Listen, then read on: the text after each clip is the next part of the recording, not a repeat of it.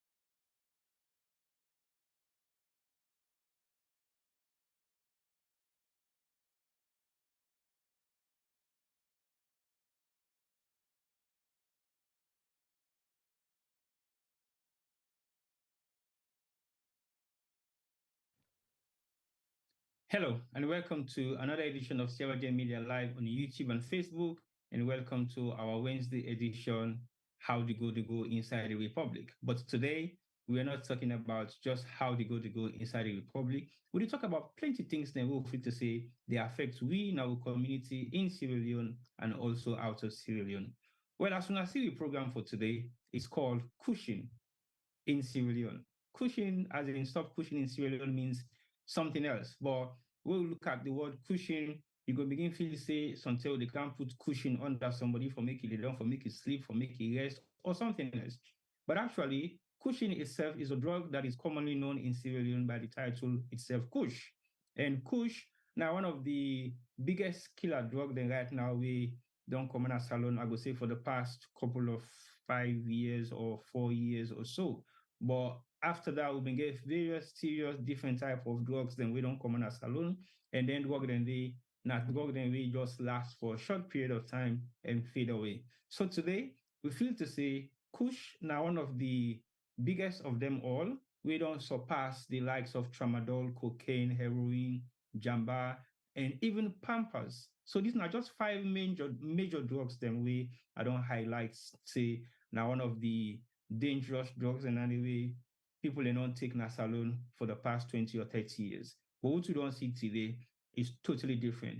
The aftermath of Kush, the reaction of Kush, and how Kush don't affect the lives, not just of young people, but even kids, to the extent that military officers, police officers, so the security apparatus is not even not to themselves, not to stranger to Kush. The reason make I feel to say today is very important now because we don't look around, we don't dilly-dally, we don't discuss, we don't talk behind the scene a lot. And we feel say it's about time for us to now discuss this Kush issue, not to just behind closed doors, but in public, so that people can understand exactly what's in the issue really behind Kush, how it gets to Sierra Leone, what's in the happen with them, what are the dealers then, why they sell them, and the one way they take them, and how it affects them so badly, where they make progressiveness not there within the youth community anymore in Sierra Leone, and also picking and not begin follow suit, and the security apparatus them, when are them for suppose for stop the Kush elements na salon themselves na users. So it is practically impossible for get this thing for stop na salon. So what we decide for do? We don't get series of various different phone calls from various different people and from the community in Sierra Leone, out of Sierra Leone, the diaspora, and see how we can make real contribution for fight against drug taking in Sierra Leone, especially Kush. We don't become the killer drug, they affect almost the lives of every young people in Sierra Leone. So what we decide for do? Now for put together a huge panel of professionals, experts in their own field, people and we get drug organization then for tackle this particular drug abuse in Sierra Leone, and also people and we get the know-how for talk about the psychological and mental effects of then drug taking there. So, and also people and we they work extensively within society for create the awareness say drug abuse is not good for the community, it's not good for the society, and it will affect individuals then with a particular farm. And if those individuals are highly affected, then it will affect the community as a whole. So a panel of Sierra Leoneans and people who live in Sierra Leone, and some of them live in America and some live in the UK, decided to come together and say, let's have this discussion. It's going to be a massive discussion with plenty information. We're able for overloading our system for making us understand, say, the issue of Kush, not just a joke anymore in Sierra Leone. It is a very serious issue. So we have a panel of possibly 6 to 7 individuals we can discuss about this particular issue where we call Stop Kushing in Sierra Leone. But I will forget a brief introduction of all the participants them for today's program, and made them tell me small background about themselves, what they do, what they have done in the past in terms of anything related to this particular topic of discussion, or something where they may not do in their past, we get direct link or influence to push in Sierra Leone. So on the Sierra Leone media team, I want to say hello to everyone, and definitely we're going to get maybe me other host later on go join me when Juma Bar. If you're not joining me, I will continue for steer the ship for him until he join me either possibly today or for tomorrow's program. So my first guest for today's show, with a long list of guests, is none other than Chief Tonkla. We all know saying aspire politician. We don't try for aspire for political positions in Sierra Leone, but at the same time, now of young fine gentleman, we don't live in the diaspora for quite some time, and now if we start in Africa, not permanently, because with the washer, it will go and come half and half. But anyway, I will introduce Una to the man himself. They could give you a short brief and they could tell you why it feels say it was necessary for us to put together a panel of Sierra Leoneans then we for come and talk about this particular issue with our Kush. So over to you, Chief Tonkla. Can you say hello to viewers and give them a brief about yourself and what you have done and what you're doing currently in Sierra Leone in regards to Kush and other issues that we surrounded by young people and people of Sierra Leone? Over to you. Yes, Mr. Dugwati, good evening, Sierra Leoneans, on a Kushia, on a Cabo, on a welcome to the program. This is a program where we actually have on national interest and national issue. On a Kushia, and I would like to thank T-Boy and the entire Sierra Leone media for giving this platform tonight. We will discuss this matter because this matter is threatening national security, it's threatening the welfare of the country, and we'll get to look at them from a binary way. Say one way a public health issue, the second one is actually threatening the country's survival one. So I feel say it's about time we could discuss them. So what made me do personally, well, I'm going to a brief synopsis of myself. I mean, I like Usman Tonkla Bangura, former presidential aspirant for All People's Congress. I'm also got a legal background in criminal law. we have to say I'm a policy shaper, and I have to say this issue, actually, this issue for discuss them politically, socially, economically. I have to say we do something for try for change the mindset and try mitigate them or even eradicate them in society. Kush, a very dangerous. What I don't see so far from young woman them, if we not discuss them, if we not address them, it will cause problem in the future. And it's even causing problem now. So Naomi compelled me. I look at the current issue. I say I can write an article. So and I wrote an article where I say captivate and resonate well. And so I'll take a back say what could discuss. Let's bring in various expertise of people. We'll and try to shape policy or try to shape response government or civil society groups or any other stakeholders. So I say they are directly connected to this thing. We'll see how we talk nation, we'll address them. So yes, the issue about Kush we must not ignore. But what I see so far, well, we see an appeal to stakeholders from the criminal justice system to the political system, may not punish the youth them twice. Because they are the victims and become the addicts of this substance. If we catch them, we lock them up again, we not treat them. I feel say they have been punished twice. Whilst the barons, the criminals, them, the traffickers, where they count them, they get away to murder. Then they take them, and they arrest and lock them up. I feel say try for fight this issue from the source. And what is the source? The one the way they count them from outside to the country.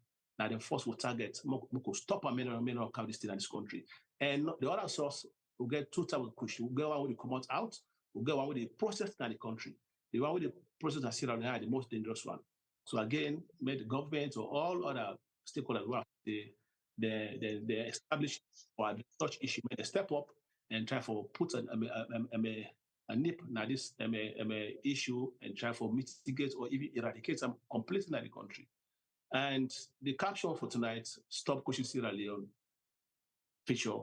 If we will pick them tomorrow when they can't take out this country, they are mentally deranged, mentally disturbed. So this substance will not address. And now, I feel say the country of Sierra Leone is hanging in the balance, it's even hanging on the cliff edge. So we are under legal or moral obligation for act now.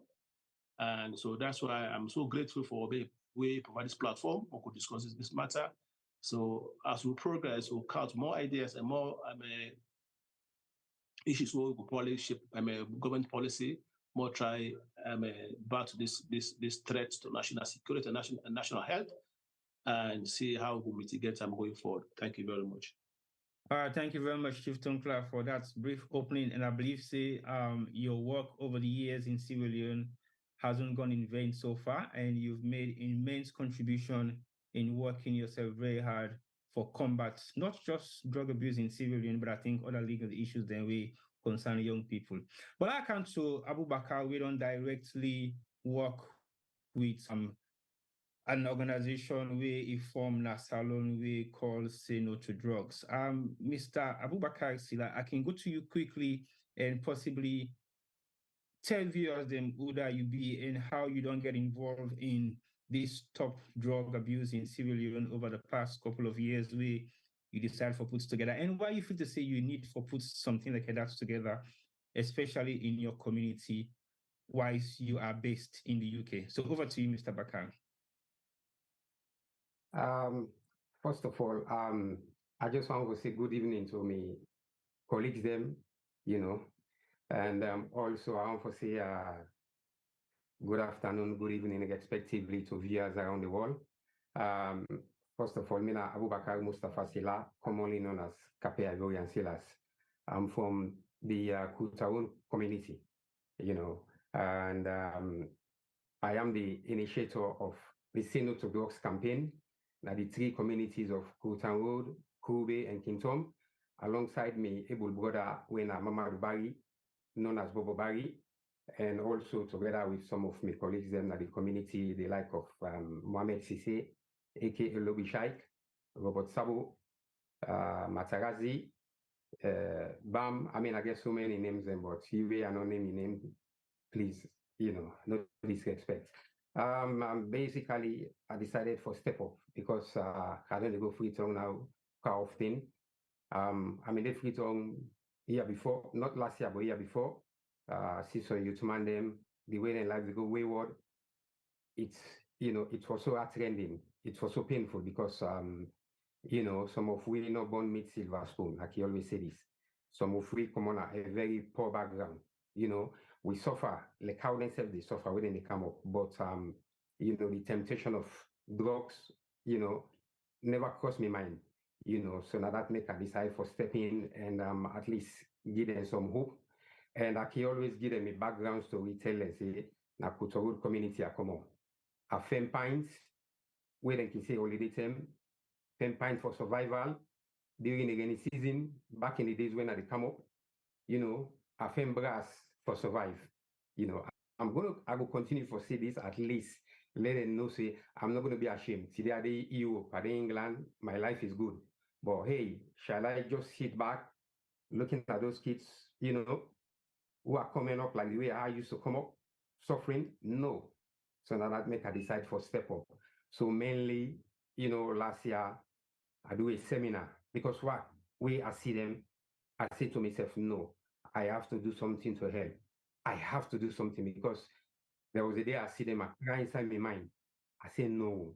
I say to myself, where I go England, I will try my level best and do something. And I will say, Alhamdulillah, thank God Almighty, for providing me the means, at least my determination, the Almighty God will help me fulfill them. So I come here before, I called 2-3 of my friends, I said, now this I want to do. So we set up a seminar. I decided for set up a seminar, and mainly I do them at least during the festive time, close to the festive. So last year we do them sometimes around November to December. We do a 6-week seminar, whereby then they come for lecture. But before we do that, we advertise, the program. And the advertisement go with food and, breakfast and lunch will be served. Because, then a young man then, and I just get that psychological thinking, whereby, puts together and say, in order for drag them come, you need for say something impressive. So we make a banner, and the banner would say, please come, do not worry, breakfast and lunch will be served. And Alhamdulillah, along with me, my able brother, Mama Dubari, God provide us the finance. So we stick to it. When they come in the morning, we give them bread and tea. Then when the program end, then we feed them. We give them rest, soft drink, and we do them at least based on experience, because the only way you could get them come, we provide food. Because to be honest, these kids are killing themselves. They don't eat proper food. Or the small money they go, then they go buy the works. It's really painful, So now that make we decide, come up with a program there, and it work out well, it work out really well. When I go last year, December, a lot of these kids, they've changed. They don't change for better, because we even go as far as, provide them the opportunity. If you want to go back to school, we will help you. If you want land trade, fitter, carpenter, whatsoever, we will make the link for you, we help you. So at least that one they work out, so that was fantastic. So if I can come in, I would say you already don't begin get a result from that short input of what you do, where you say you don't get involved with about a year ago. Yeah, definitely, T-Boy. I don't get, positive results, and that one they give. Then when I go, the way I see them, happy to see me, tell me, oh, Poppy, let God bless you. The kind of way they approach me, I could see, I see they don't change for better, for good, So that was last year. So this year, when I come off return, I strategize, along with my able brother, Mama Dubai, and the rest of my team, I see when I saw what we do. So this year, April 22nd, April 27th, when Independence Day, I make a football gala, a football tournament. And, I call a Sino to Drop tournament. After the end, we shape ball, football kits, to the communities that we involve. And then after the tournament, to be honest, God provide the fund, because we have no sponsorship. This is coming from our pocket.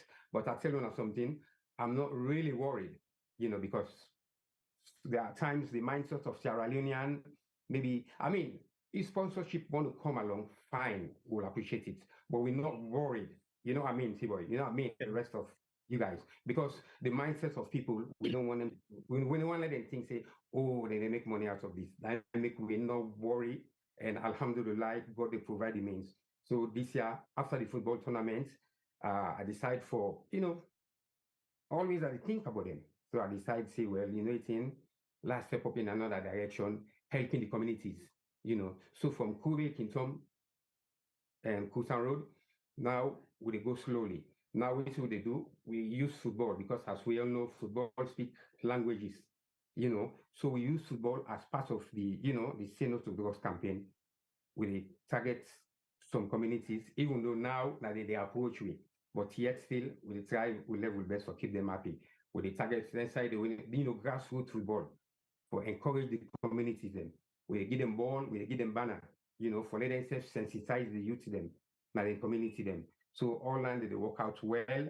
And also, I want to use this moment because a couple of weeks ago, we see where various communities, they all step up, even though some of it, never go down well with me because you need to beat somebody when they take drugs.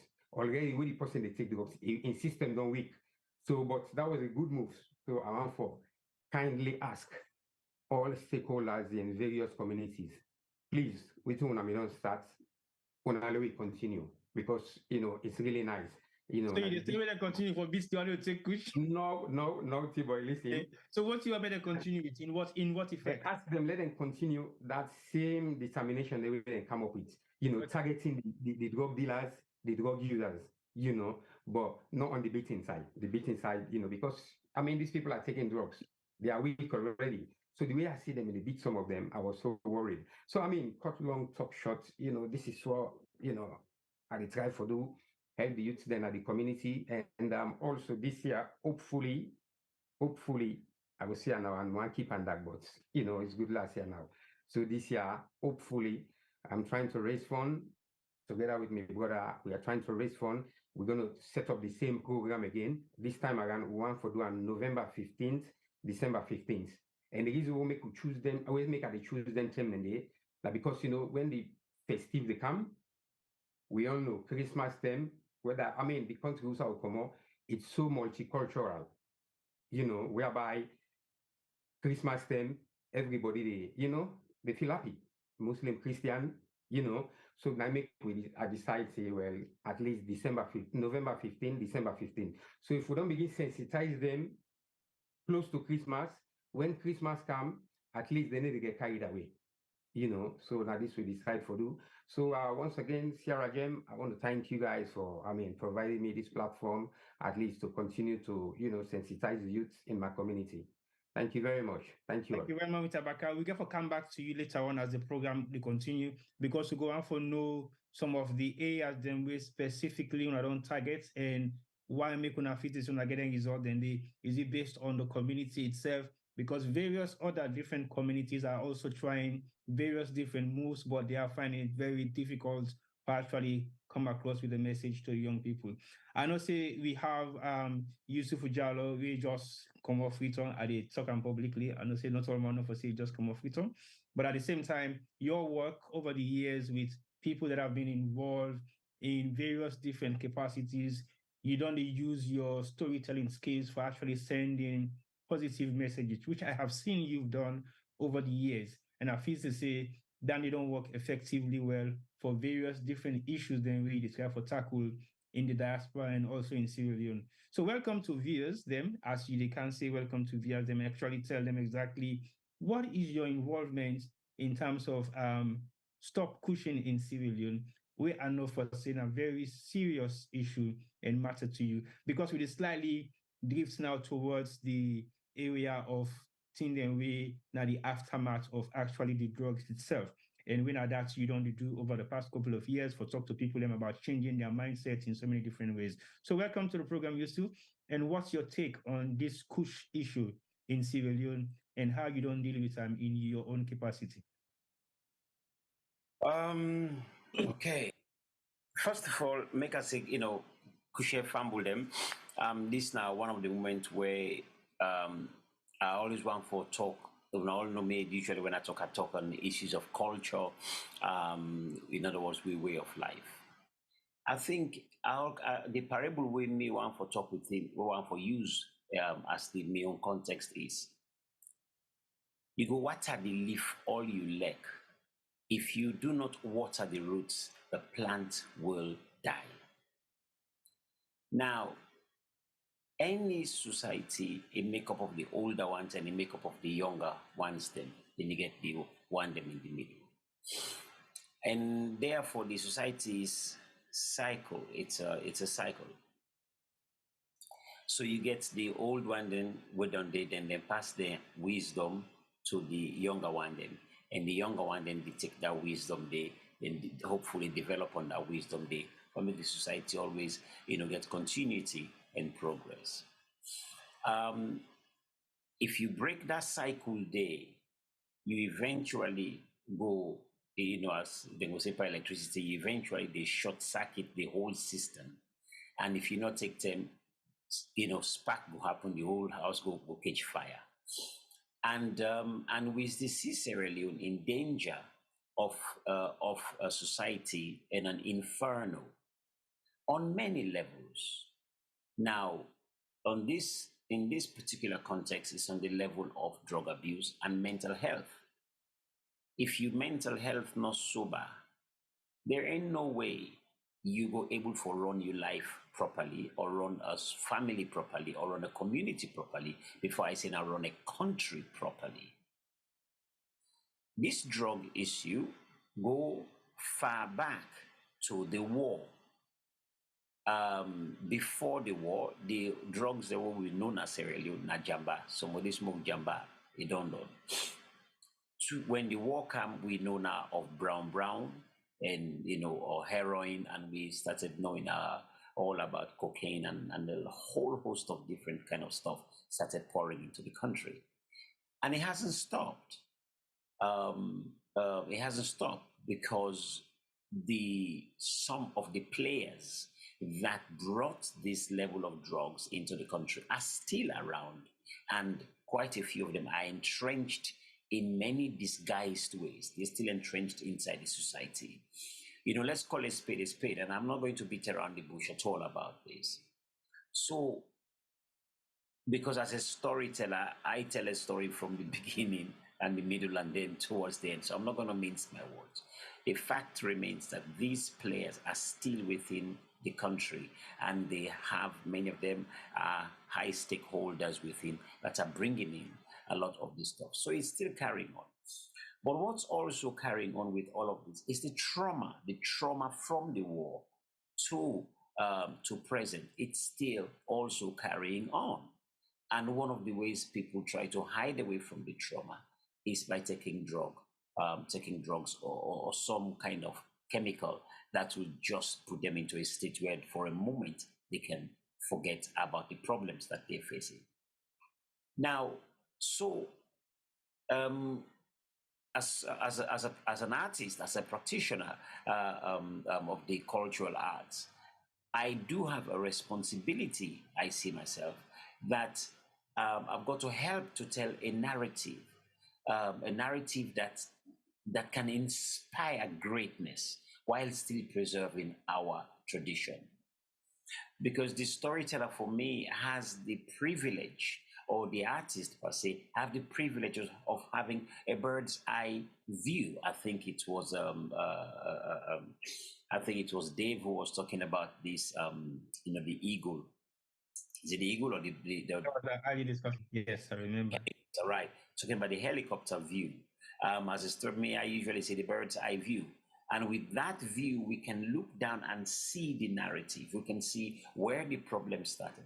And we're able to untangle a mashed up narrative that is within our heads. And we're able to string out these narratives so that we can make sense of it.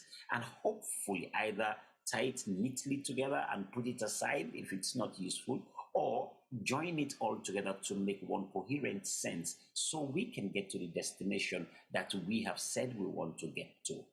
Why do I say that? Is because I believe every one of these young people who are on drugs, who are totally hooked on drugs, if you talk to them, they will tell you of their childhood dreams. They will tell you about the things they want to achieve when they grow up. What happened to all them teen and day? Somewhere in the middle, something don't happen in the middle will make them kind of don't lose their direction, don't lose course, or they not take they not take an alternative path where will either terminate them from maybe not reach their destination, or it will take them much longer to reach their destination.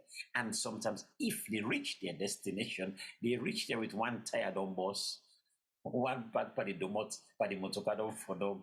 In other words, they would reach there, many of them injured one way or the other, mentally or physically, but emotionally. Many of them will be injured by the time they reach their destination.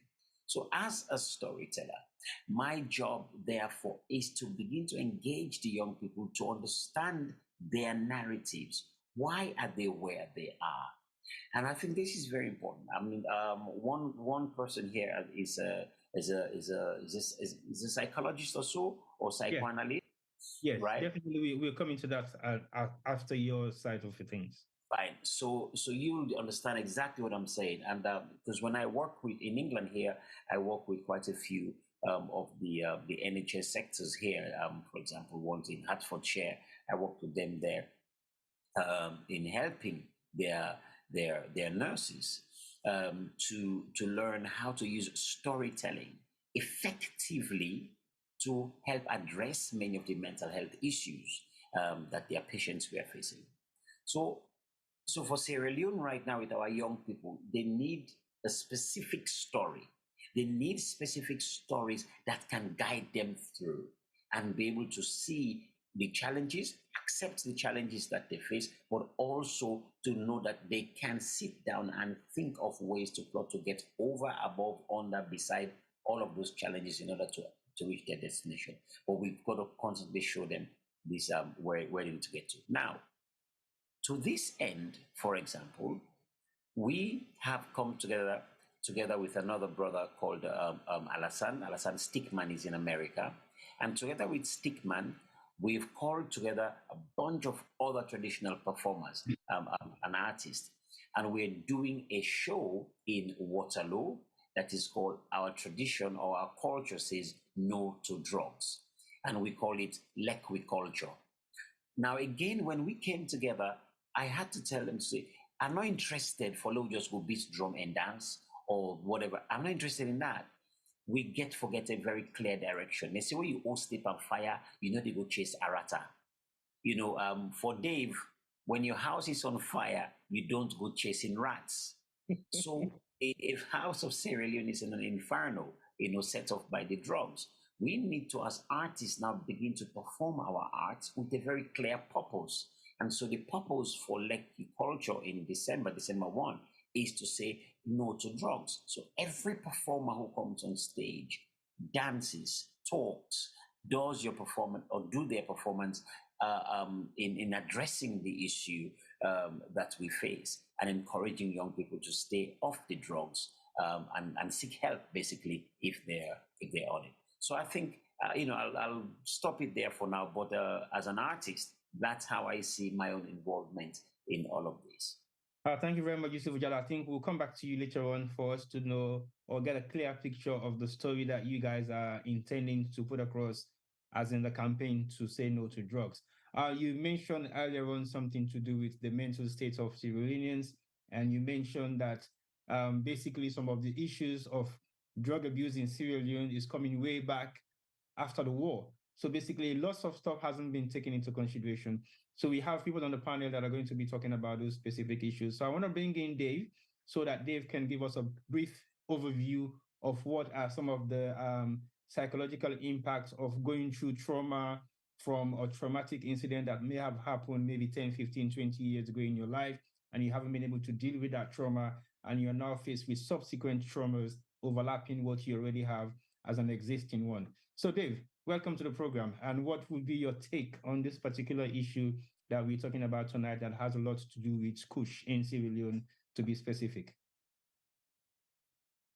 Good evening, good afternoon, wherever you are around the world.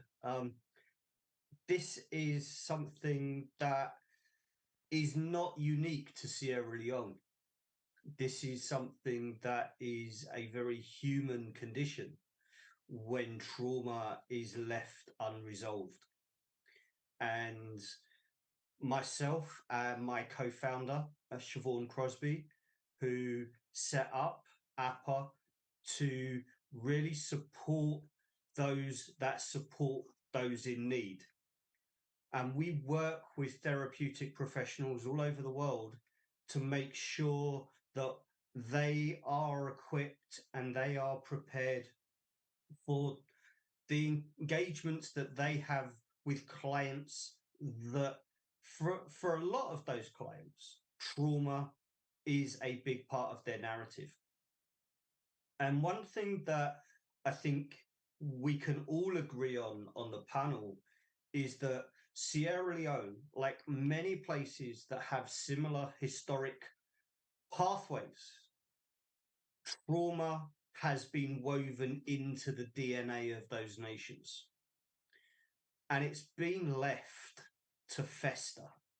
And it's been a situation where the populace, the management systems of all kinds, have been in survival mode. And they've tried to survive. Can you break that systematic, similar pathways that you've just highlighted that's cut across some areas in the world, just like Sierra Leoneans? So where we look at places that have history of colonialization, where we look at systemic breakdowns in social, political, economic, environmental controls, we see the same general human behaviors of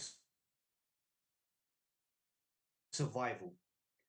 This is not just the colonial experience of the last 400 years. You could go back to the Roman Empire breaking down across Europe, and the same human behaviors of survival can be seen.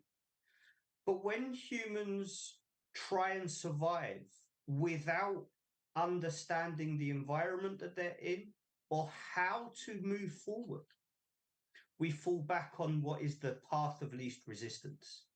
And that is to forget, to avoid, to suppress all of that trauma. And if we think about the phrase depression, depression comes from to press down, to suppress. And when we suppress all of the trauma that we have been through, we create depression. And when we're in survival mode, depression can very quickly lead to anger. And it can lead to blame. And it can lead to an eruption of fear. And all of these components are like shrapnel in a time bomb. And when that time bomb goes off, it doesn't matter what the trigger was. Every piece of shrapnel that we've been through is going to come back out, and it's going to hit everybody around us. And when we look at addiction, addiction is often the first sign that somebody has sought support that isn't there. And they find that support in that survival of a coping mechanism that works for them in the instant. Because working to unpack all of that trauma is hard work. And for a lot of people, that's a scary prospect, to actually look at all of those things they've been through. And as was already said, when you start to look at all of that trauma from that helicopter view, You see the canopy, you see what's on the surface. But until you actually get down on the ground and get into what's actually happened for somebody, you can't really move forward. And the therapeutic journey, when it's done properly, does three things in its instance. It gives you self-awareness of how you engage with your own history. It builds resilience for what it is you are facing in that moment.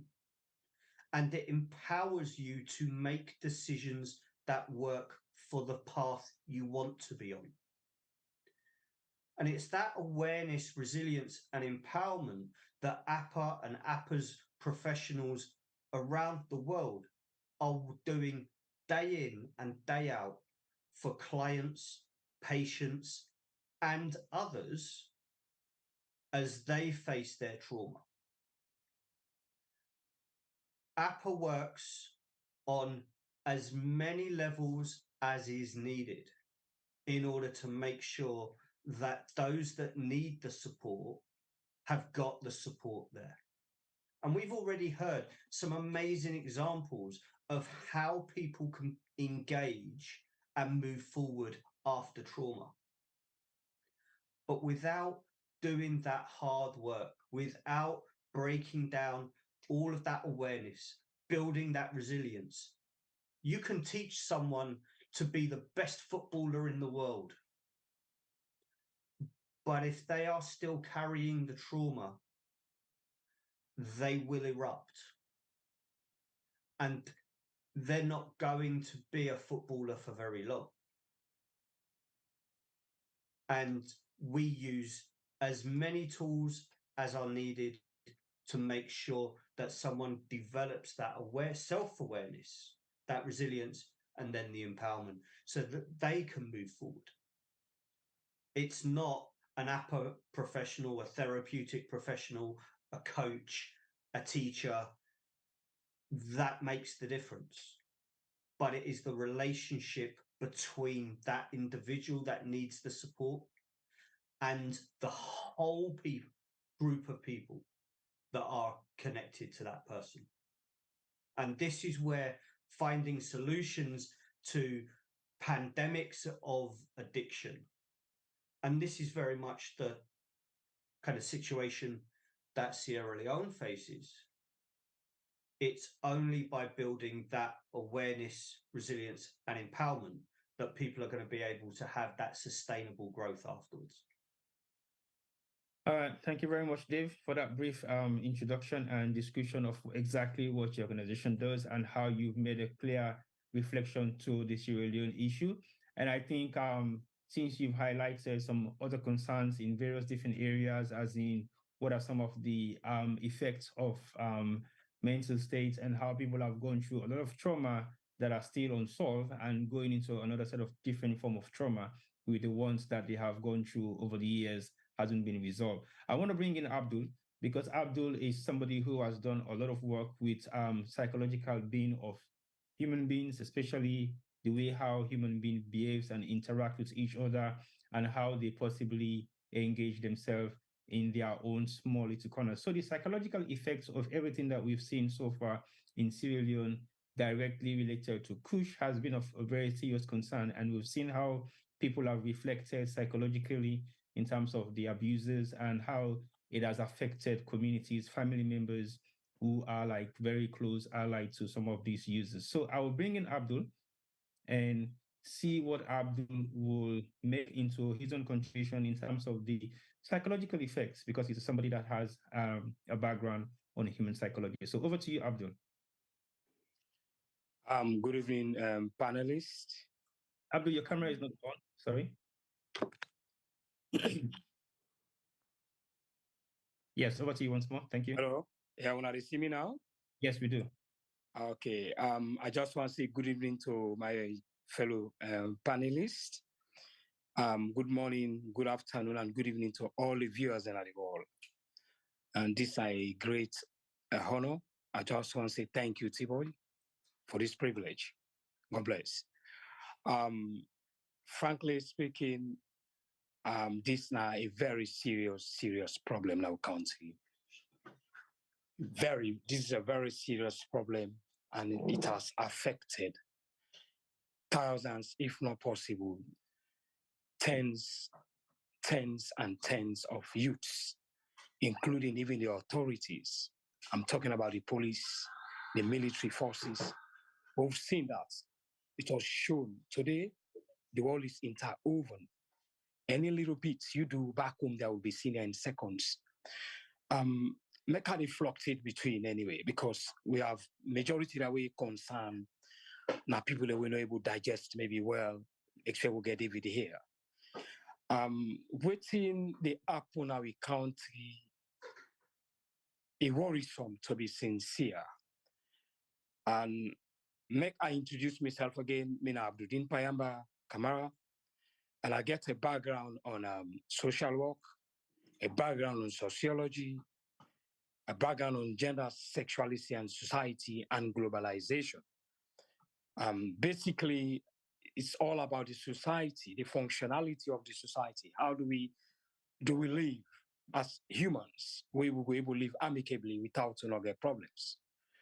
But like David said, you church about colonization. Of course, they play a pivotal role, very significant into what that happened today in the continent of Africa. But however, I could not forget to say, as a sociologist, I believe that the society, the concept of inequality, it play a pivotal role now. Which I mean, a concept of, they talk about economic inequality. This leads to like hopelessness, especially you not get job. It creates that class distinction wherein you feel hopeless. Say, where am I? Now, this and the cause for them because they take this on board. Nobody knows. Is it, sorry, if I go very governmental here, is it a responsibility of the government? Of course, I want to applaud the government, say they get a free quality education, which is very good. But then they digest them well, they play a part towards the beginning of the country. If me see a soldier, a military man, they misbehave, they team up and sleep on himself. We're supposed to prevent this country in terms of external aggression. And they see a policeman way in duty now for prevents and protect the people in terms of internal aggression. It is all in gone, it is sleep. This now a very, very sad issue in our country. As when I always don't talk in a rightly say, this problem gets a source. And waiting at this source, now that source we get for look, we have to search for the source. Where does it originate? Of course, there is a cartel. And looking at the porosity of the borderlines in Sierra Leone, between Guinea, Sierra Leone, and neighboring Liberia, it creates that atmosphere of fear. We don't know inside these drugs and they come out. We don't know. Now the ports that they come out, or now the loose border, or we are, of course, waiting Mr. Jealousy, who gets elders, who get people of class were involved into this thing. It cannot just go ahead. People and they were involved because of greed, selfishness, the accumulation of wealth at the detriment of the poor where they below. They don't care whether the masses are dying in numbers or they are. Look, when I see some features, them body them team up, so foot them. If I cry, I know it will be then they damage them, foot them, and they see amputation here. Then guys that get conscious, the way they do this, where they bring this substance, psychologically they affect to begin. It leads to a paranoid. They become psychotic. Schizophrenia they take place. Mental illness completely. That's the issues and way not to only this not to politics again anymore here. This is about me, you, we all now with families and back home. Our society is eroding. We are fading. Where lies the future for our kids?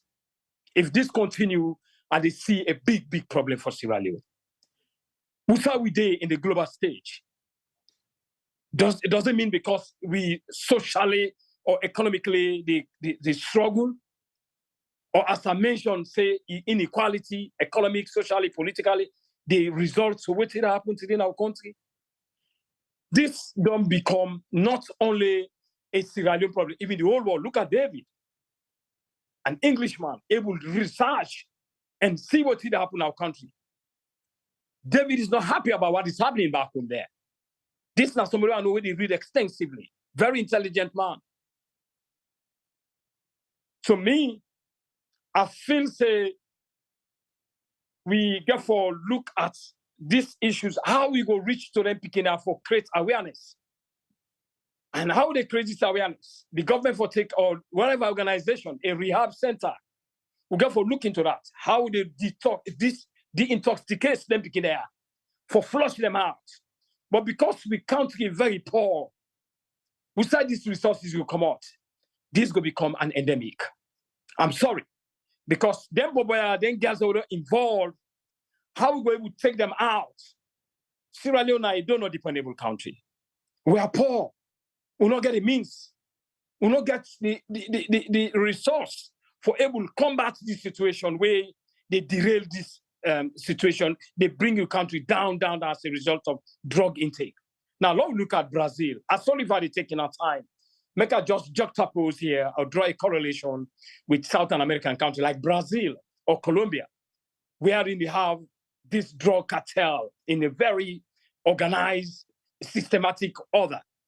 There they get what they call the favelas in Brazil. These areas are very deprived areas. And in there, they get what they call the warlords. What's in that thing? Then they use weapons. Then they weaponize them authority for subdue the one the way they live within the environment. And if we not take time, the drug don't take over there. There is a lot of shooting, gang-related issues. This go result to Sierra Leone, where they go say this area is a gang-related area. Now they control Naya. It's a non-going area. Even the police go afraid for going. It don't happen in Brazil. The favelas in Brazil. Who dare you to challenge these guys? They are well equipped, well sophisticated with weapons, ready to fight. The forces have to think twice how to advance and approach these guys. If care is not taken, I am seeing the same thing going there. The only problem here is we are deprived, completely poor. So anyway, I cannot take our time too much, make us stop here. I just come through the sociological background I get. Sorry, I may stop here for the time being. No problem, Abdul. Thank you so much for that brief introduction. And I believe, say, you're very much passionate about the way how you express yourself in regards to the psychological effects of what thing they happen as alone. And I believe, say, we all know for sure that we are getting possibly to the edge of it all. And I feel say your I'm not going to say your prediction, it will not be a prediction, but your anticipation for us to have a similar kind of environment like Brazil is far-fetched to be possible, because I think you highlight the fact, say, we are not as rich as the Brazilians have been in terms of drug cartels. And we don't want that to happen in Sweden, for sure, definitely. I don't think that is what we are even anticipating to happen within the next 20, 30, or 40 years, or down the line, because we are not a nation of that sort of community environment. We are fit to say we not don't possibly get for do things they like that way they in Sierra Leone. Yes, we have small scuffle of gun-related issues there, but not as extreme as people weaponizing themselves and getting themselves barricaded with arms and ammunition to tackle. Yeah, I see, Dave, you raise your hand. I want to come to Fatima, but let me give you an opportunity to say something. You want to respond to what Abdul have said earlier. So over to you quickly, Dave. Very, very quickly, I just want to highlight and really reinforce both Abdul and yourself, T-Boy, because Sierra Leone may be economically challenged and really challenged in the context of the wider world. But Sierra Leone is rich in other ways. And the community and the civil integration in Sierra Leone is so much richer than it is in some other places around the world that may be economically better off for want of a better phrase. Dave, can you break that down a little bit? Is the bit easy? Civil integration is but break it down so that people can understand the exact concept of where you're civil integration. Okay, so when you have a community that is very tightly connected, bonded, and they are emotionally bonded. They are not bonded because they live in nice houses, they drive nice cars. Because when you look around the world, those places are not the places that you will see emotionally strong connections among communities. Sierra Leone is one of the richest and happiest sets of communities that there have been in existence, but that activity with each other. And that is the bond that's of invasions of narcotics, invasions of crime, invasions of corruption. Because it's when communities stand up and reinforce the love that they have for each other that those negative impacts struggle to get through. Right. I see your point now, and I totally agree with you. But one thing as Sierra Leoneans we've struggled to deal with over the past decades is one bit of the most important one, which you mentioned last, corruption, where we're trying very hard to make sure that we combat that. But everything else, yes, I agree. We fought against brown, which is another form of drug that was consumed in Sierra Leone, I would say 20 years ago. We fought against heroin, we fought against tramadol, and we fought against, lastly, pampas.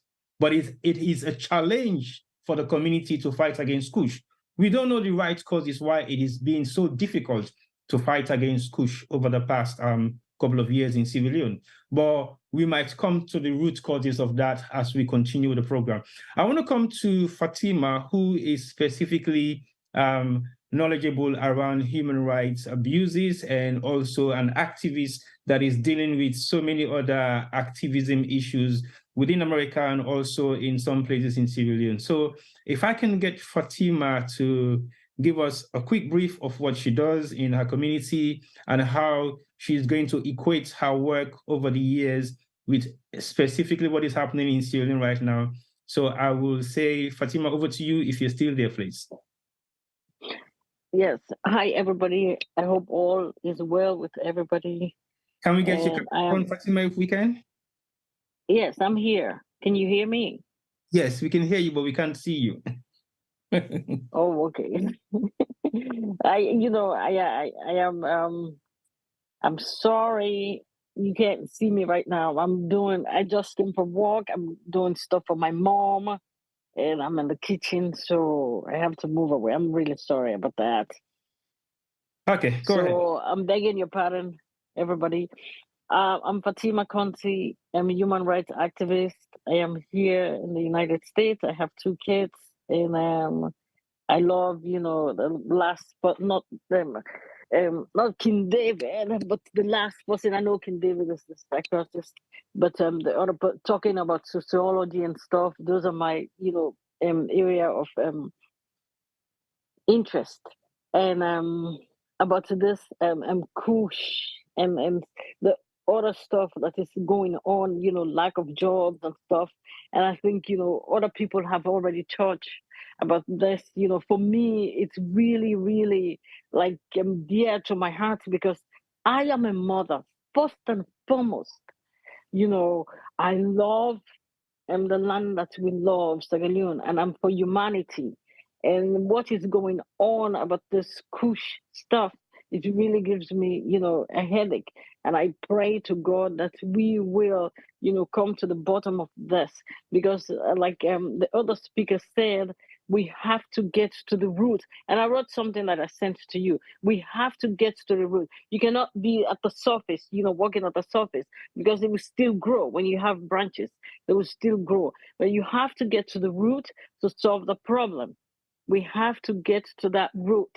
And I said it, I'm very passionate.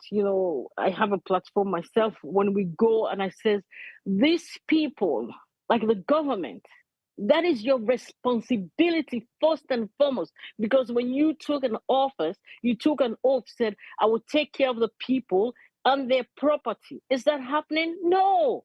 And the kids are our future tomorrow.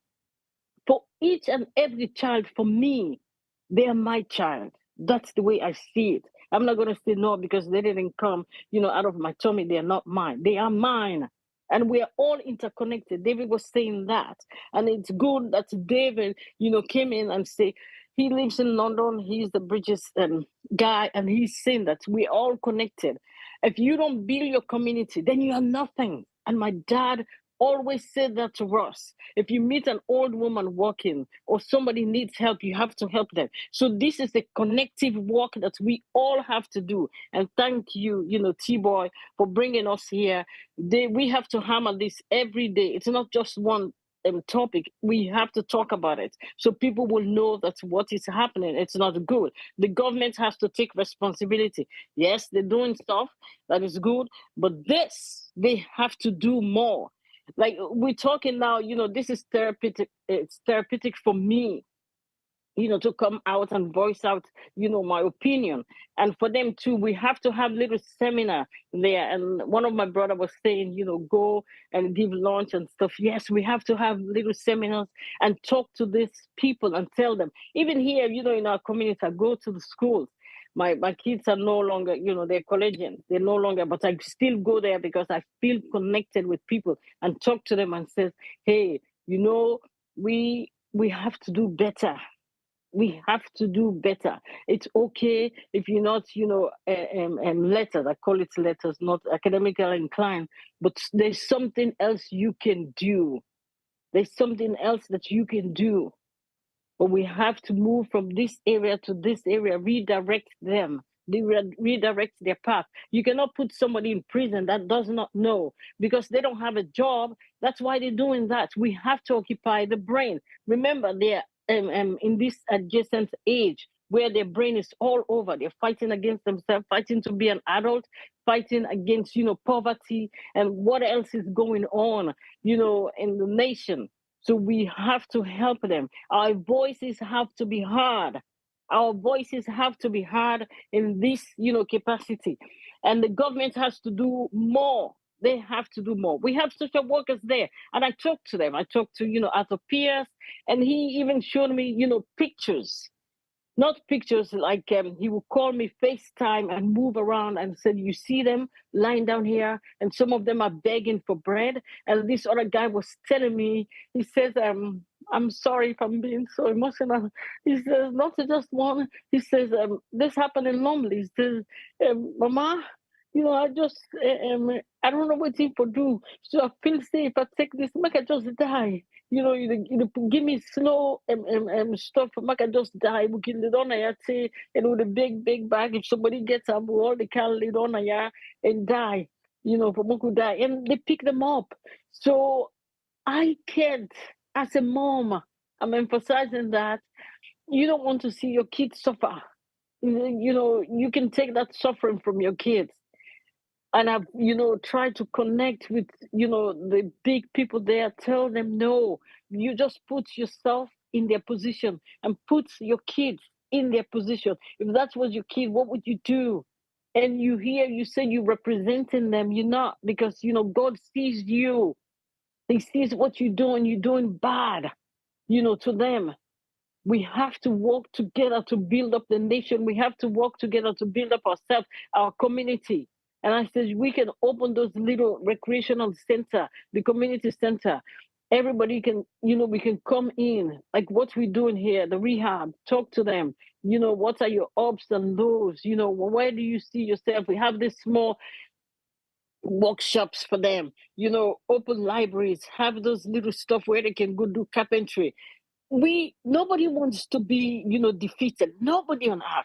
We all want to be somebody. So they're struggling. We have to help them to move to be what, they want to be. But you leave them, that's why, you know, they die in their legs, their foot, you know, it's swollen, and they don't have, you know, like they don't have any future anymore.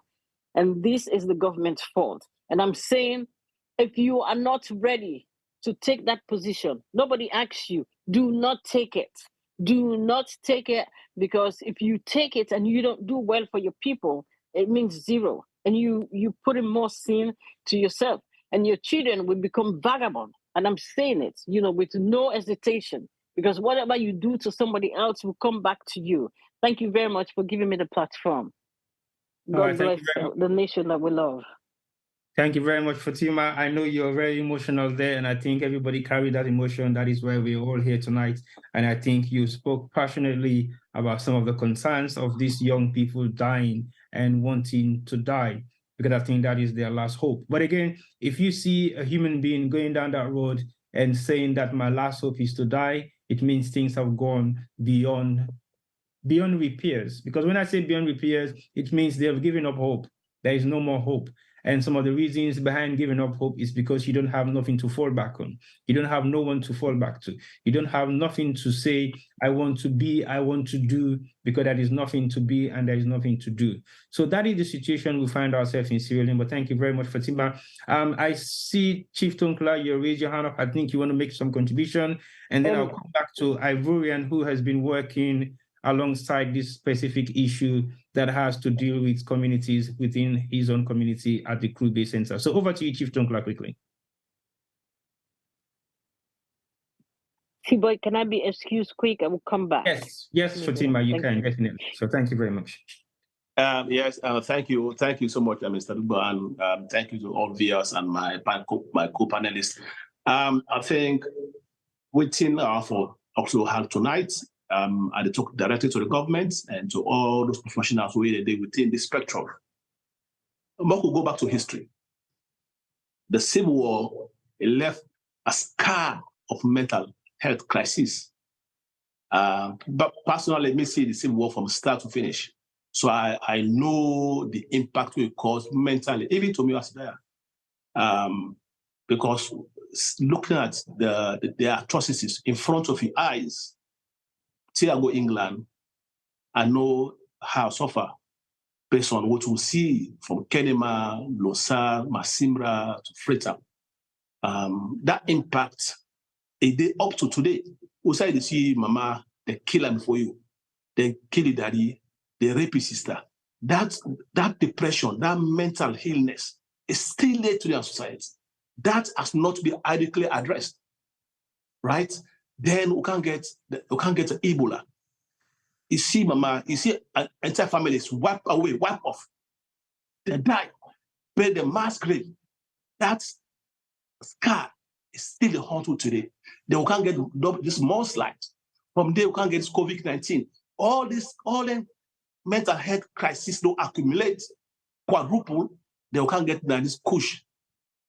All these disasters we don't pass this country, we haven't adequately addressed those mental challenges. Now, Kush don't come. I know say we are strong as a nation, but as the brother Dave put up, we are rich as a nation. We are rich as a nation. But what they see is how we are prioritizing issues. We haven't prioritized mental health crisis alone. No. Because how can a nation of Sierra Leone just get one mental health hospital?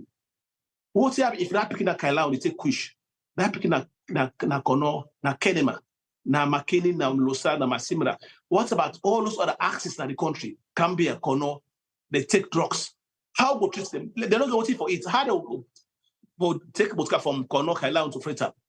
When they got Freetown, and therefore eat. How go? So we have identified the problem. The key thing here, let's find the source. How this drug kind of this country? Who's borrowed the past? And the water the past, and the land in the past, and the air in the past. Listen, if the government don't know, let this head in policeman and wear plain clothes. You talk to a Kush addict, go buy the Kush to the dealer will take it to the supplier. That's the chain.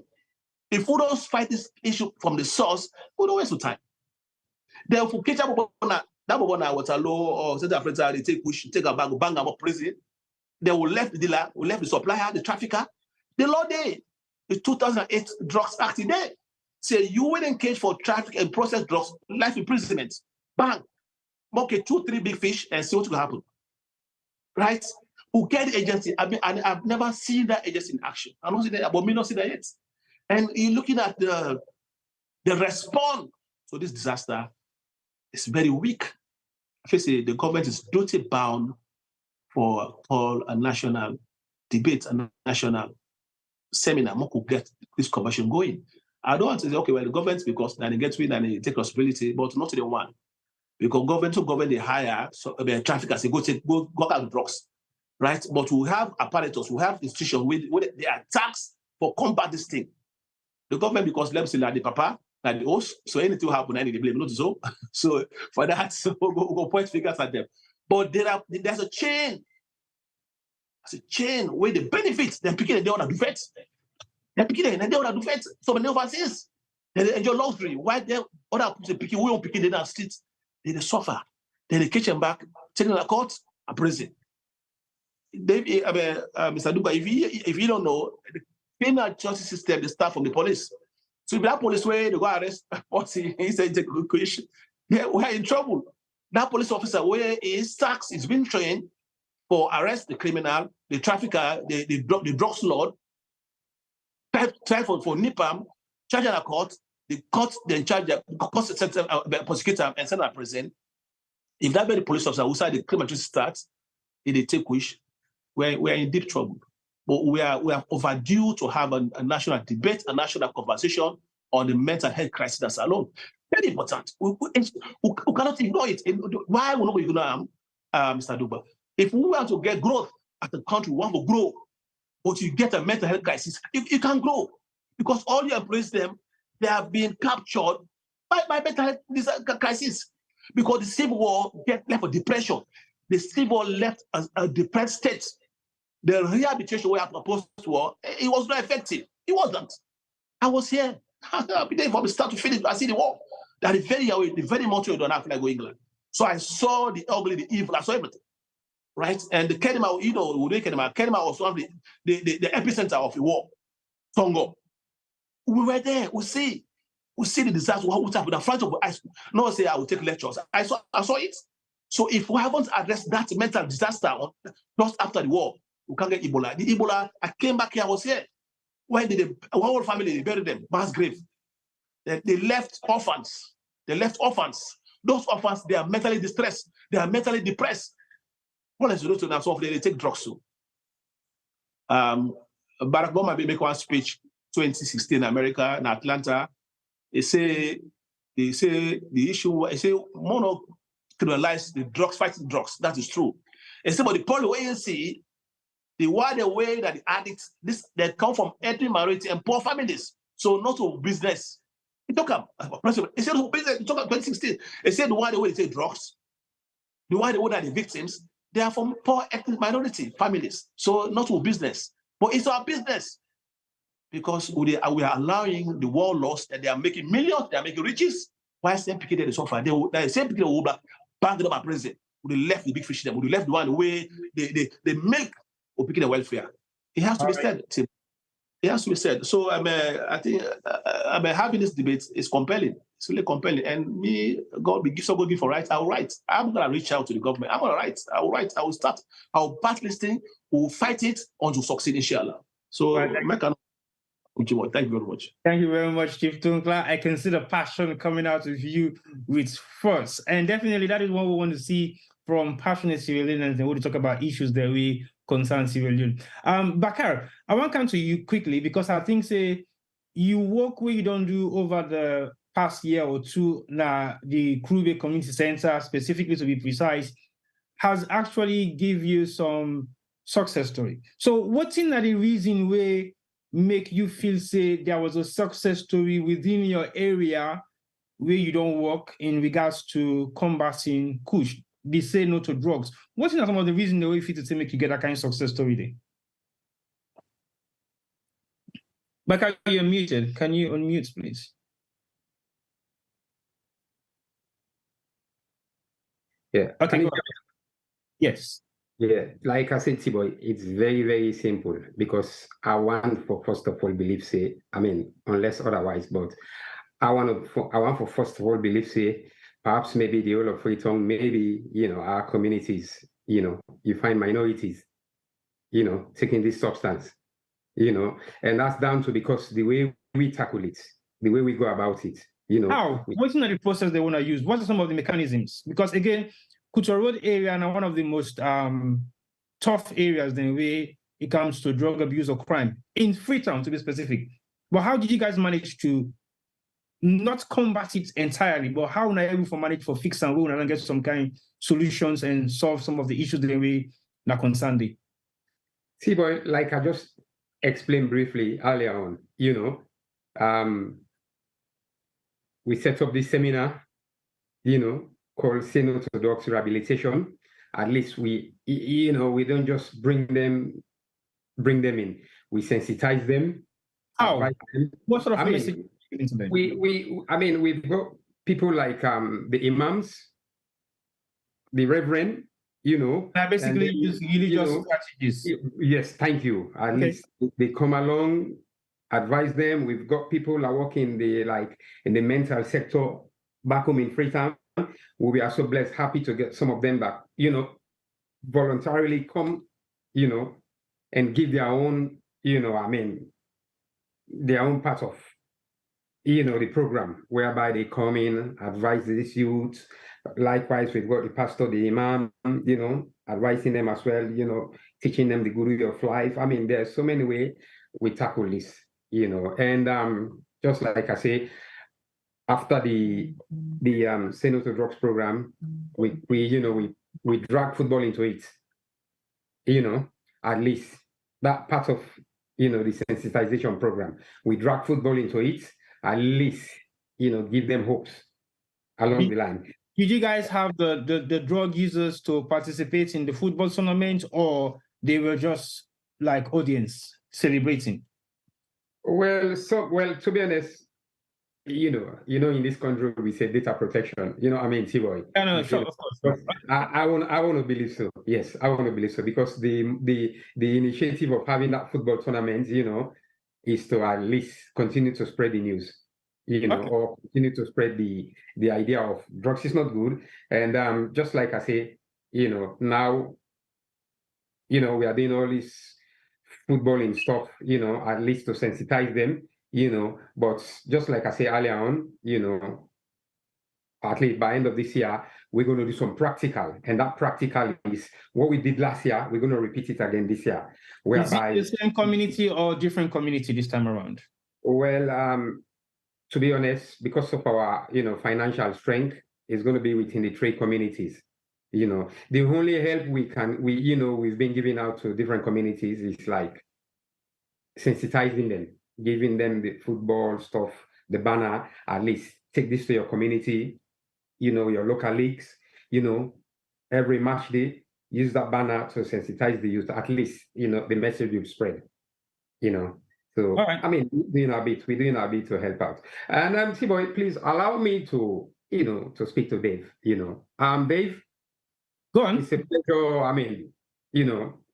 being in your midst in this program. I'm talking to Dave. I listen carefully. So you're creating a program inside a program. Interesting. Go ahead. Well, not really. Because this program is all about. Let me speak it in English anyway. Because a lot of us been speaking in Patois. I don't know. Maybe Dave can hear our. Dave can hear some Creole. Don't worry. He's been immune to immune. So sorry, Dave. If I might bring you back, if I might reverse you. Pardon me for that anyway, but I listened to your analysis when you first spoke. That was very good. Your analysis was based around trauma.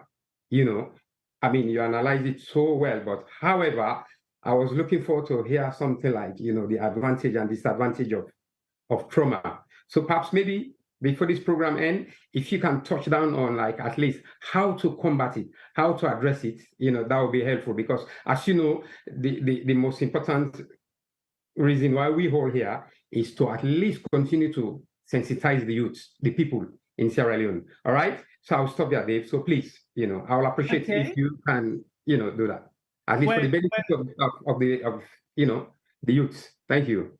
Okay, Dave just said it in his opening that they train trainers that train people. So basically, that is their job. Their job is to train individuals to be able to train communities in terms of what their expertise are. But Dave, that's a question for you. I think definitely you will have to come back on that particular area later on in the program to highlight some of the factors make or advantage and disadvantages of trauma and how you can deal with it. But I also think Abdul also can touch a little bit on that as well.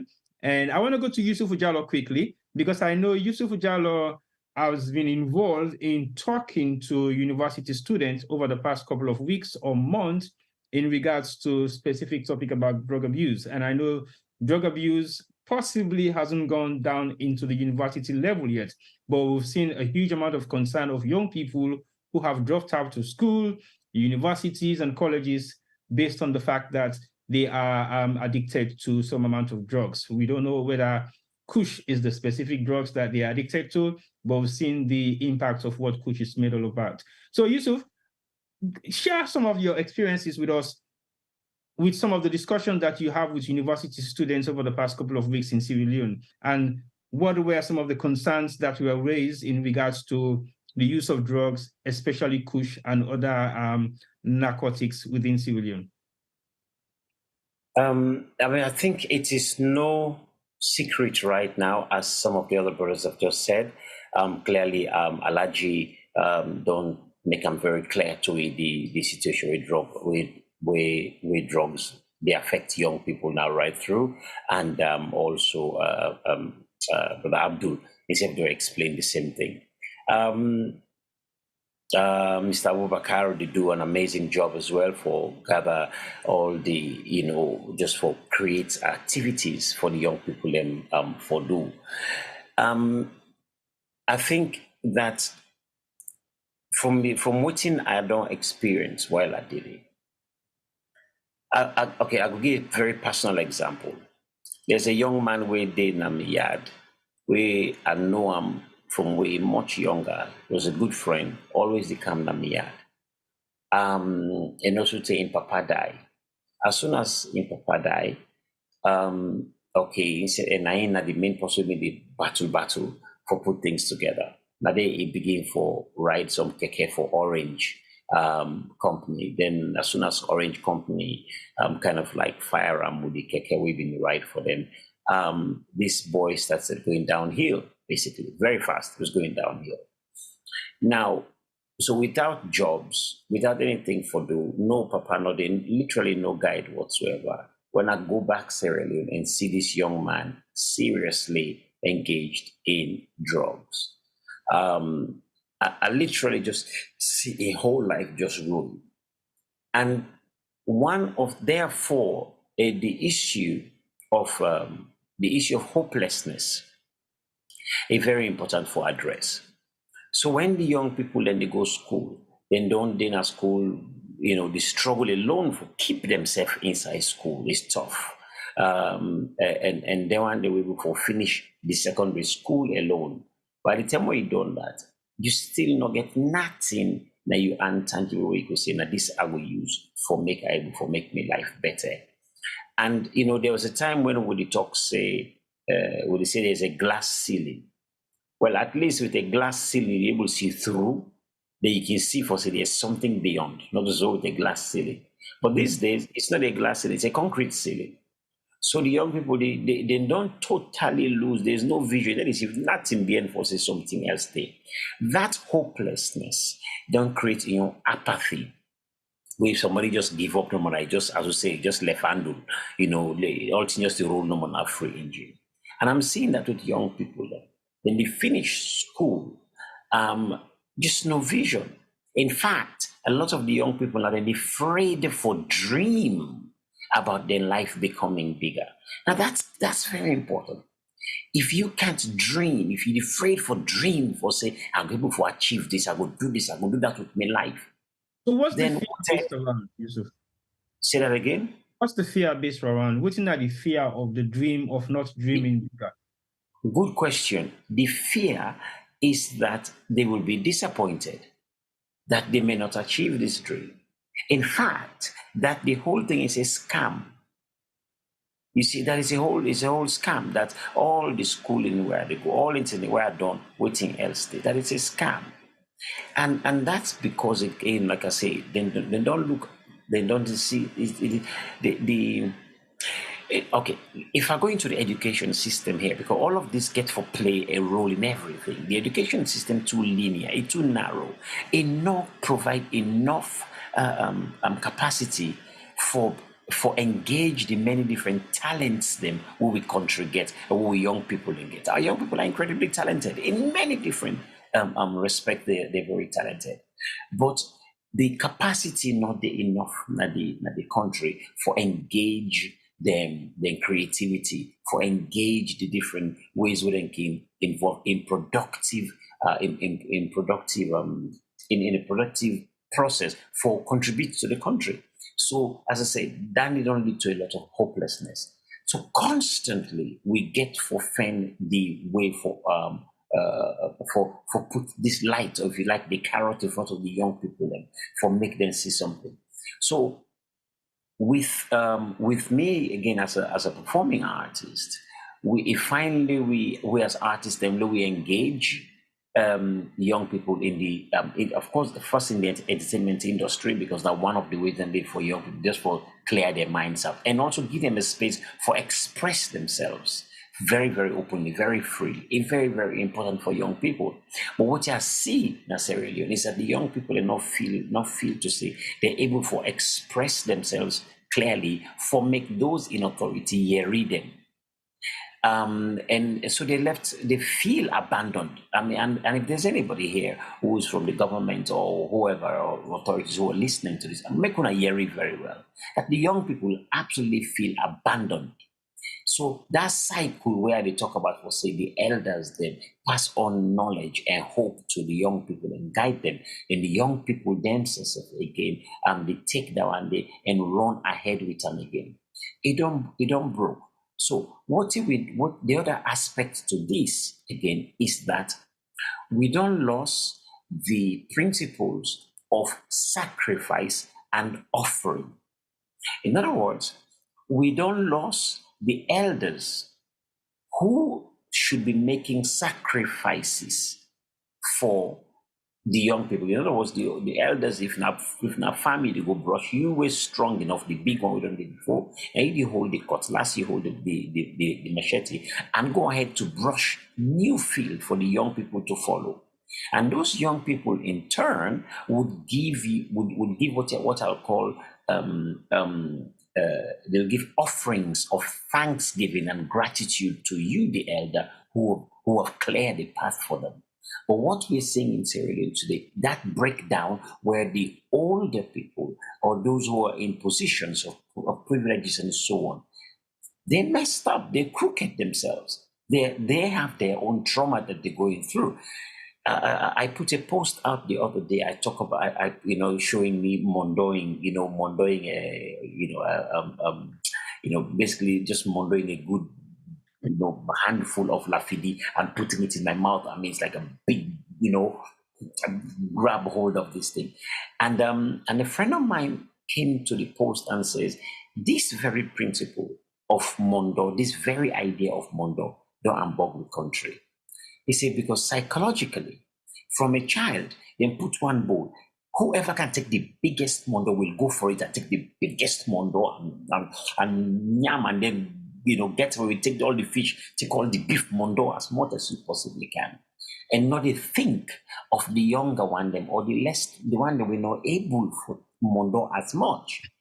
This don't translate all the way to being an adult, to a profession, and all the way into a parliament, and all the way into the justice system. Just those who feel they can mondo the biggest. They just keep on mondoing and forgetting those who are not able to mondo that big, or do not have the power to mondo that big. So it's very important what kind of narrative we're constantly doing. I also want to address here clearly the justice system in Sierra Leone. The justice system in Sierra Leone has to sober up. And I know it means me what about this. They need for sober up. because they get to understand. Locking the young people up now, where they take drugs, locking them up in prison will not solve the problem. If not, America would have solved drug issues long time ago. If that's the case, England would have solved drug problems long time ago. So locking them up does not do it. We need to find another way else. Now, there's one point Dave talked about, which I think is so important, that within the structure, the cultural structure of we society, we have the answers to addressing drug issues. We have it. You know, you wake up in the morning, you look nearby, we have a system traditionally that took care and gave confidence to young people and made them feel belonged, and also held to account elders, held them to account in terms of how they themselves are treating and bringing up young people. Today, the culture we get is that many of those in power or in authority and so cannot be held accountable for their work. So whoever might hold a particular position that is responsible for providing a playground for the young people to provide different activities that young people should be engaged in, nobody holds these people accountable. People just build. I mean, I can go into the way we put infrastructures in Sierra Leone. Show me the area in Lumley, in Babadori, those areas. Show me the areas where you find football fields that is designed just for the young people to come and express themselves, to play. Show me the areas for nursery for young children to have access to play. There's none of these things. We're building houses everywhere, and we're not considering how the space for the young people to express themselves. But if we go back upline, we will find that within our villages, within our towns, there are always areas where young people are able to express themselves. So I think that if I bring this now back to the school system is what I'm saying. We have an education system where they're out of the context of we culture. And the sooner we begin to engage again on how we introduce we culture into the schools, we were able to address these issues of drug abuse and narcotics, and holding the elders responsible is very, very, very important. So I think the last thing I just want to mention here is again talking, and again those people who are artists or they have a major role to play. And I also want to implore those of you here as well, don't hesitate to engage the arts. The arts is incredibly important, and we're here. I'm here. There's many of us here who will engage with you to help this process. Nigrani can say, ticklish them. When their mouth is open with laughter, you pour in the truth. If we can create a process, a system through entertainment where young people can come in and they're relaxed, you're able to give truth to them. You're able to guide them, properly. So use the arts, please. Let's find a place where we can establish, beat the drum to beat the drums. Dance bondokali to turn aboard the drugs. I don't know, whatever phrase we might come in, but dancing and all this different stuff can also help to create an atmosphere where we can engage in the mind and create hope for the young people. All right, thank you very much, Yusuf Ujalo. That in-depth message. But one thing I want for hold you accountable for the Mondo was not a good practice. If you make sure the Mondo again as a practice, where I feel to say not a good practice, it means you still the condone the Mondo and the Mondo for London now. Not saying that, but I think again it's a positive message for people to understand. Say, going back in the days, we all don't see the elements of greedy people who all be this for East now the same pan. Again, now the one way the Mondo, big Mondo, then go sit on the corner begin eat an half. That systematic form of greed now still they exist. And I feel say a very important way you highlight them, but I don't know whether you be try for highlight them in a positive way, say, look, we continue for the Mondo, or they highlight some political understand, say this Mondo what we don't do within the past couple of years, then they affect the nation show right now. But anyway, let's move on as we come now to conclude. No, sorry, let's make us clarify that. I didn't mention I'm in saying that there are ways that we have been behaving and still behave when we were young that is affecting us negatively today. So when I showed the thing of Mondo, I showed a picture of me mondoing, a big handful of Lafidi. I didn't even think about that idea. It was another friend who saw my post and says, this principle of this thing of Mondo is leading up to this whole situation of greed. You see, and that's when the penny dropped for me, like, oh my God, that is true. I'll show another example if you don't mind. How many of us know the song, I beg, Niyai Tanso, Asa Opi Niyai, I see something.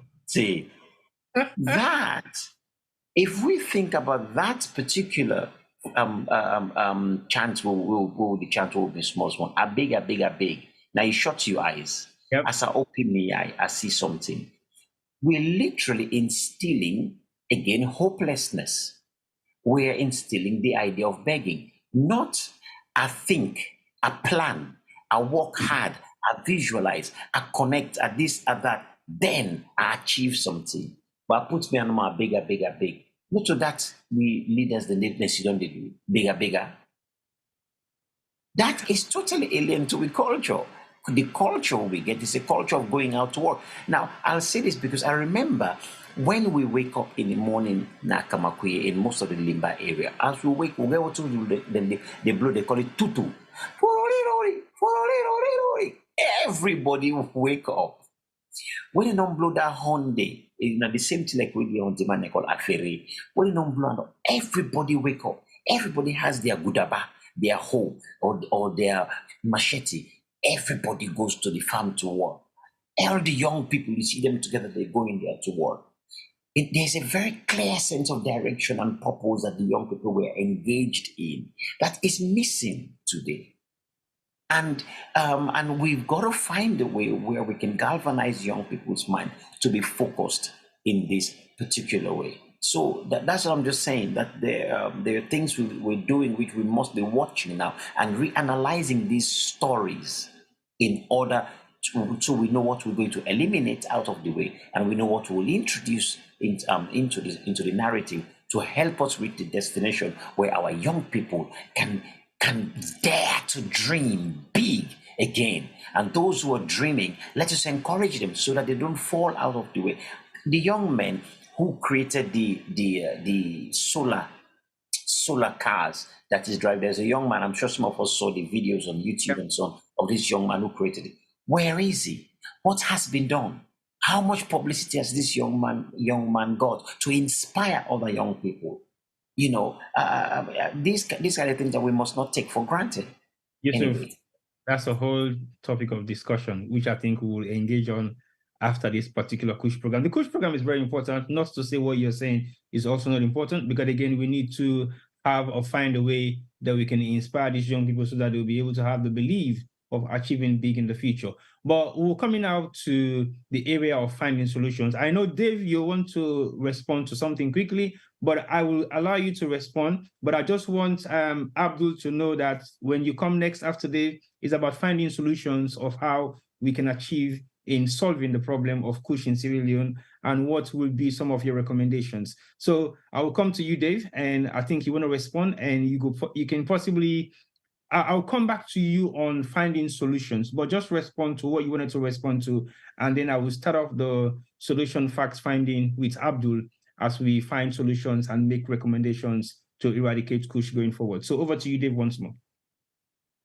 I just wanted to pick up on what was literally just said, that our communities are all responding to the grooming that they have been through over a number of years. And they've been groomed not to stand up. They've been groomed not to question their elders. They've been groomed into waiting for the government and the institutions to provide the solutions. And when we're groomed to wait for our governments to do anything, they do nothing. When communities acknowledge that there is nothing coming, they have to take control. They've got the answers in their communities. It's time for the communities to go, what is going to work right here? We can't wait for the establishment to arrive and deliver that because they don't know. They're not here. And this is where solutions are born. By saying we won't wait. We can't wait. Lives are being lost, and our community and the love that we have within our community is stronger than the desire to wait to be told what to do, because that hasn't worked. All right. Thank you very much, Dave. I think you mentioned that, and I think somebody mentioned it earlier on. I think it's Bakar that mentioned about community coming together and going against the people who are selling the Kush and also some of the users. And I think what he disagreed with is basically the community was beating up the people who are using Kush because he thinks it is not humane and they are already intoxicated. They have a weak system that will not be able to resist any form of beating. But he continues to emphasize on the fact that the community should come together and continue that good work, because he strongly believes those good work will help to combat definitely Kush addiction within the area. So I hear what you're saying is so correct, that the community have to come together and establish their own form of solution in terms of waiting, or instead of waiting for government officials to come into their community when they don't really live in those communities to know exactly what the concerns of the communities are. But let's go to solution fact finding, and I'll come to Abdul. Dave, I'll come back to you, and when we're talking about solutions and recommendations. So Abdul, I'll come to you for some amount of recommendations and solutions that you think might apply to Kush addiction in Sierra Leone based on your practice within the UK and possibly beyond UK. Over to you. Thank you very much, T-Boy. Thank you very much. Before I proceed further, I just want re-echo what Dave say. Let me just say it in English here. Dave was talking about cultural integration, which I want to applaud you. You are very correct there. Our culture, our society, we are very rich. We believe in our norms, but however, the politics of contemporary Sierra Leone has been polarized due to greedy politicians and selfishness. This has become the norm, the cancer in our society. Anyway, make I continue for talk, because I talk to me fellow citizens here. You asked me about the solutions. To me, as I say earlier on, we've got a borderline which is very much porous. The porosity of the borderline needs to be checked. That's now one issue that one day I feel say we will help for maybe combat, even though I understand say they even manufacture the drugs back home in Sierra Leone. But let we try for control the porosity of these borderlines between Sierra Leone and Guinea, with our neighbors them. And also they look at the source. It must be somebody, those at the top, where they finance the state because of greed, for amass more wealth, even though they have, but then they do at the detriment of the deprived, the underprivileged, the less affluent members of the society.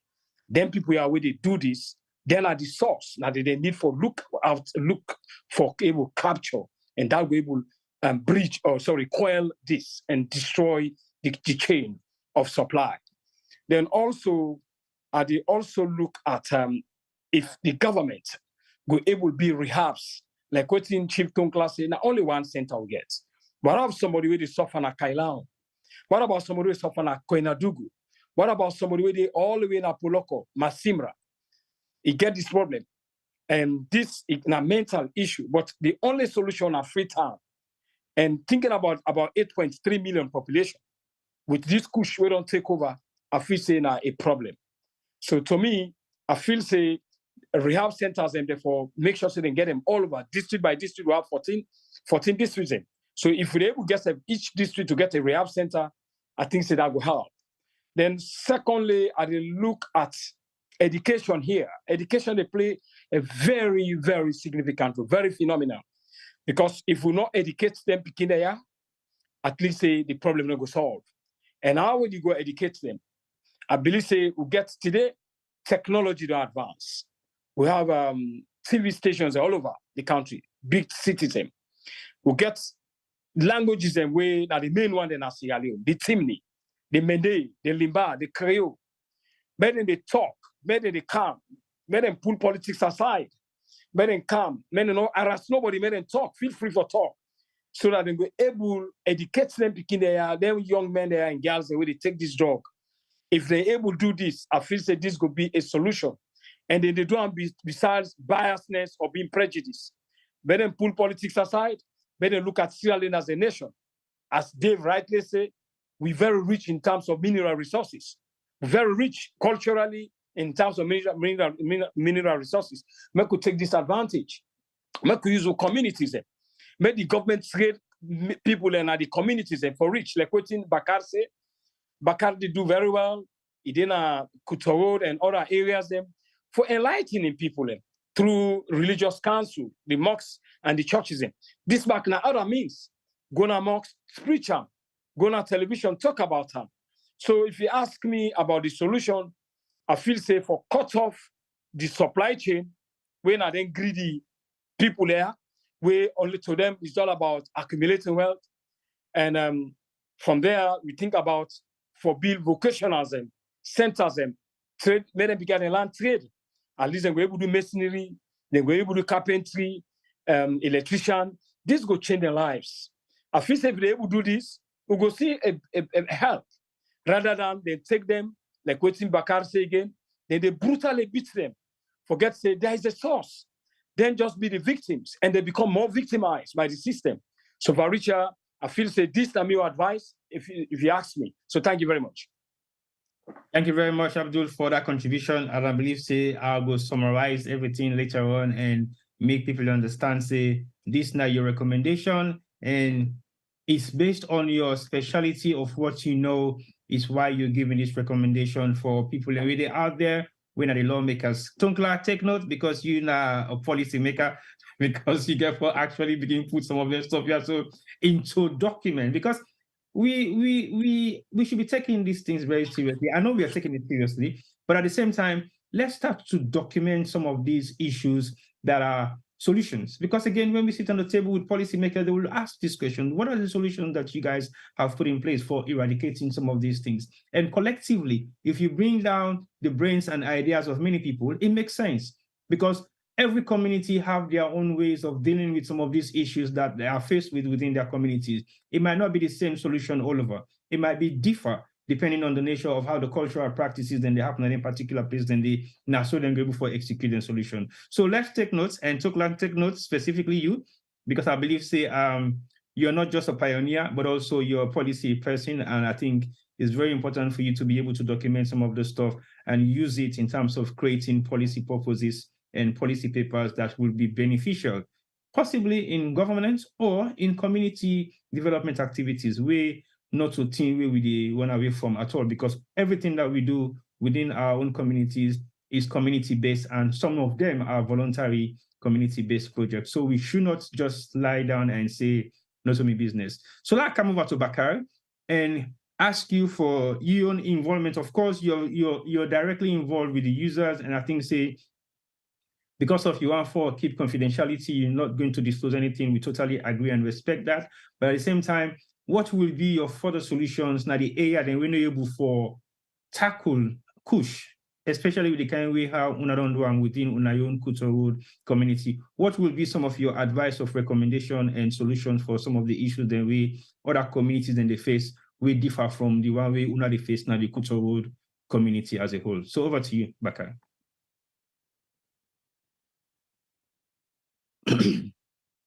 Yeah, T-Boy, thank you very much one more time.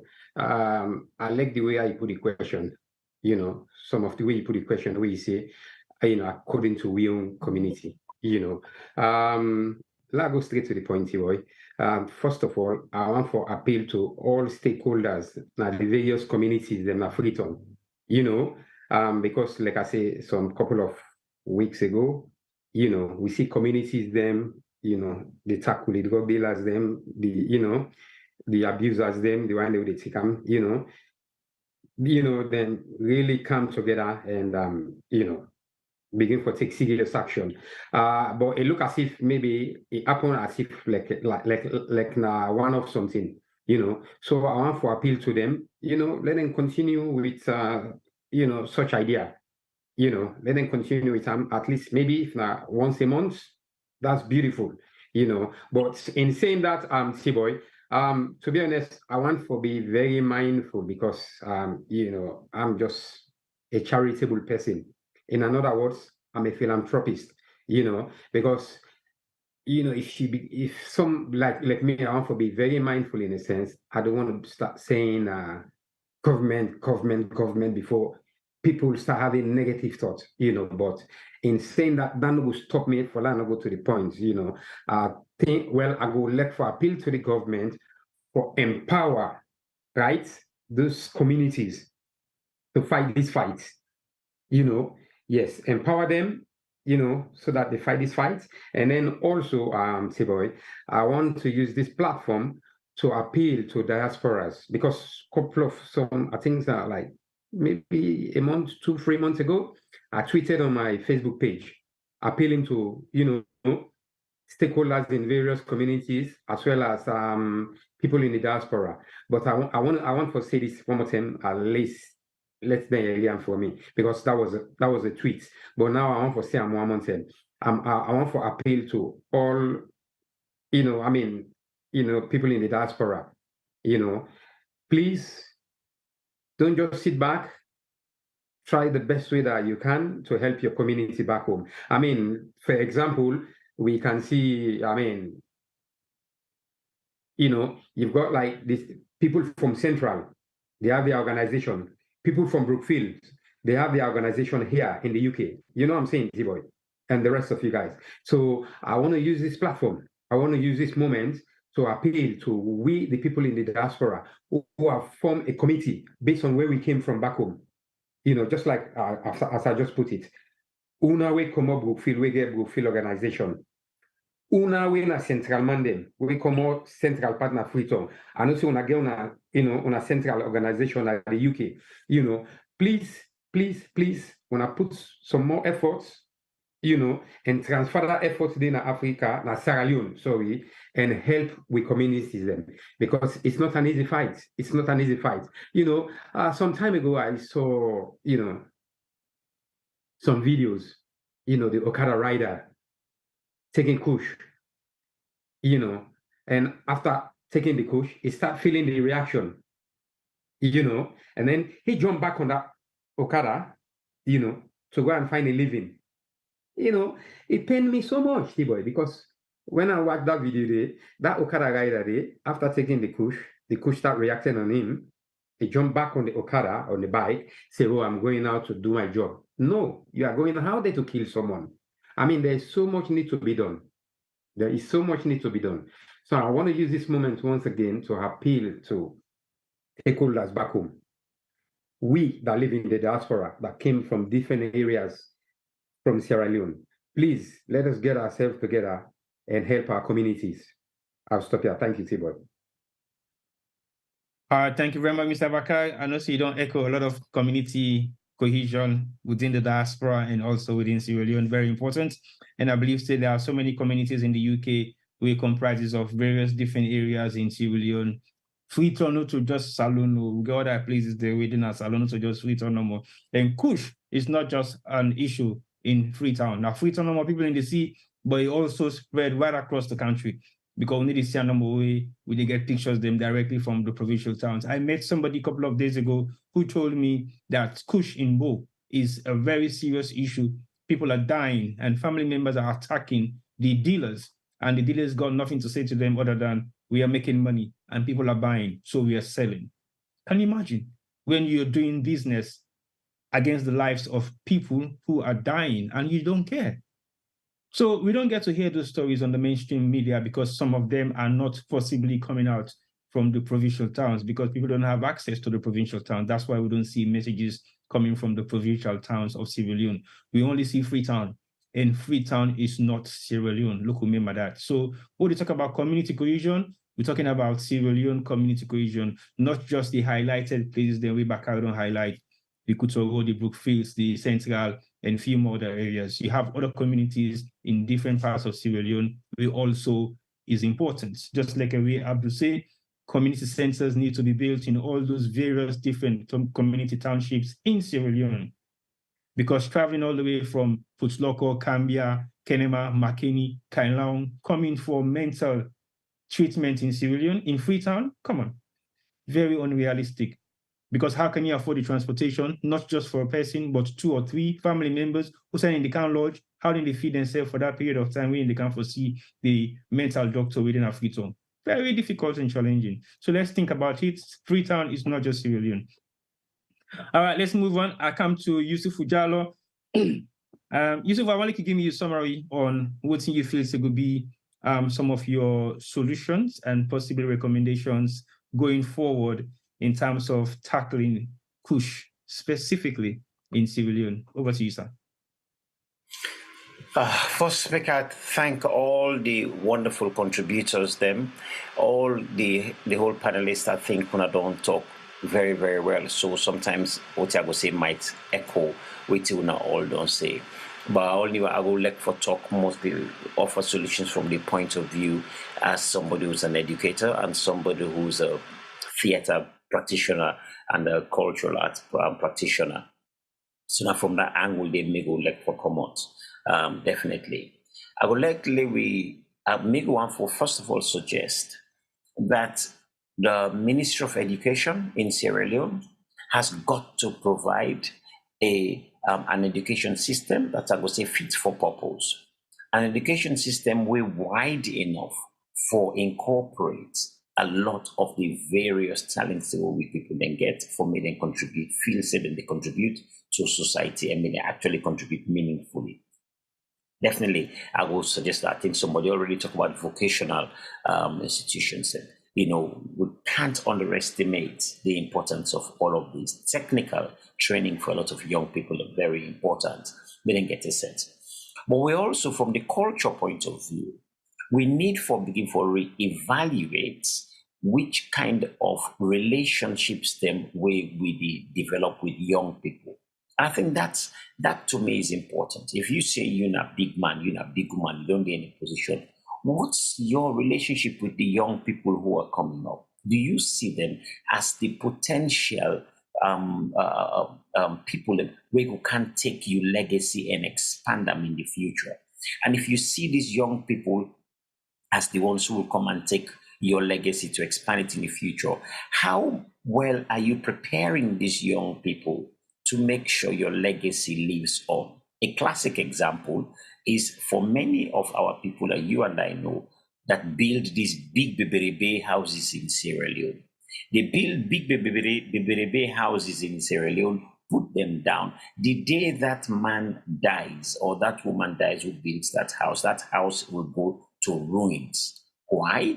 Because they have not prepared the younger ones who will come and take charge of these houses so that the houses can still remain secure. Then build the houses not thinking, how do young people relate to this? How does the environment, the community relate to this house, or how does this house relate to the environment? So that people can see that this place is precious, that I have really invested in it, so that the young people will take care of it. When you don't do that, the place will ruin. And it's the same way I see it now with looking at our young people. Those of us who are ahead, we don't live with life. What's in our relationship with the young people? How do we bring them along, with us? What kind of communication we have with them? What kind of narratives we put in their minds? How do we inspire them? How do we carry them over our shoulders so they can see a further horizon, a further brighter horizon than us? I think culturally, that's a very important aspect we need for address. Our relationship to the younger ones. Thirdly, finally, I'm looking at the cultural area and the arts in general. I think those of us who are in the cultural area have tremendous impact in terms of addressing and encouraging young people to stay away from the drugs. But also, the arts helps to regulate the emotional well-being of a lot of the young people, and also their mental well-being. The arts, very important for regulate that. When I was young, the one place where I go to seek healing, if you like, was whenever I go to Tabule Theatre. When I go to Tabule Theatre, Billy Charlie was there, then Celsi Streeter was there, Charlie Hafner was there. I had people like this who taught me to drum, to sing, to dance. We did plays where within those plays, I was able to, put through my own problems, my own frustrations that I felt, whether from home or wherever. Through the art, I was able to express all it, and it regulated my my mental health. So that's the third area that I think our community or government or whoever might be in authority need to consider. We need to create theater spaces, performance spaces for young people, for them to go out and write pieces that they can talk about the issues that are affecting them. We all know that immediately after the war, the biggest employer of young people was the arts. Cassette sellers, they went around selling cassette, listening to certain songs that helped them just make sense of this chaos, this absolute atrocious chaos that all of them have just experienced, whose arms were caught, whose legs were caught. What for? They had to make sense of it. The arts was the one area where they were able to make sense of what was happening. Daddy Sarge, corruption, and all these songs were very important in helping our people's, if you like, to control that volcano that is erupting inside the head, to make sure they don't just to keep the young people in the straight and narrow. But the arts is incredibly important in those respects and more. So for me, those are the three areas. The education system needs to be a bit more broader to encourage and validate a lot more of the talents that young people have. And then the relationship between the older generation and the younger generation, that has to be examined. And then finally, that the arts is vital in helping young people just reorganize their mental health. All right, thank you very much, Yusuf Ujalo, for that brief solution, fact finding, and recommendations of what you think will change the mindset of Sierra Leoneans. I think very importantly, cultural artifacts or cultural effects or drama creates a lot of self-curing in the mindset of the human psychology. So basically what we've seen over the years are people who are always involved in school dramas, school activities, be it football, sports, entertainment, or anything, have a mindset that is always different from somebody who isolates themselves from social or cultural issues or traditional issues that engages their mind. But thank you very much, Yusufu. And I think what you've just said will go down well. Again, for you, Chief Tonkla, put it down on records so that you have them as part of your policy statements when you want to write them in the future.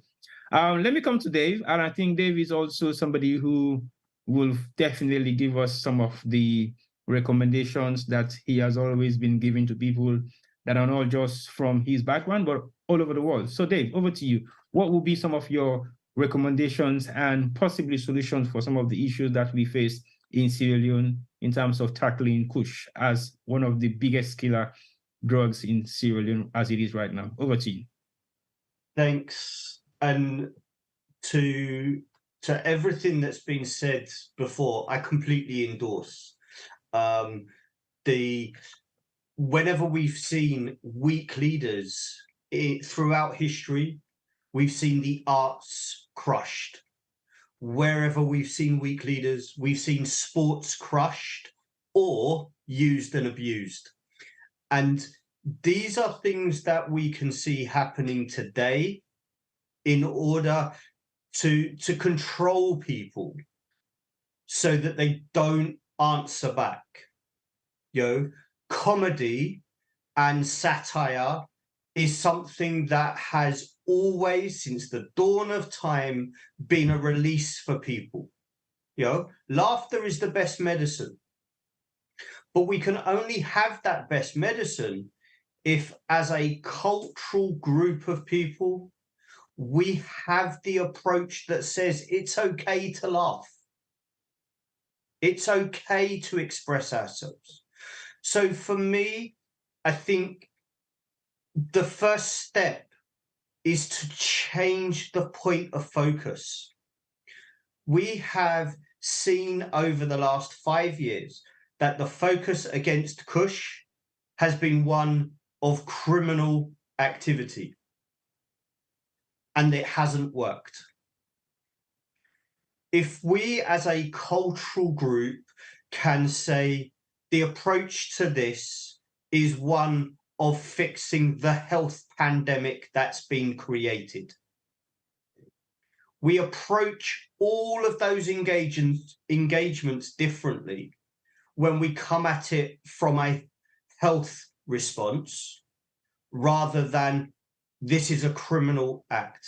Yes, there are criminal acts involved, and yes, law enforcement should be taking care of that. But that's not what the population should be focused on. The population should not be going around beating up victims of Kush. They should not be attacking or taking the law into their own hands in any way, shape, or form.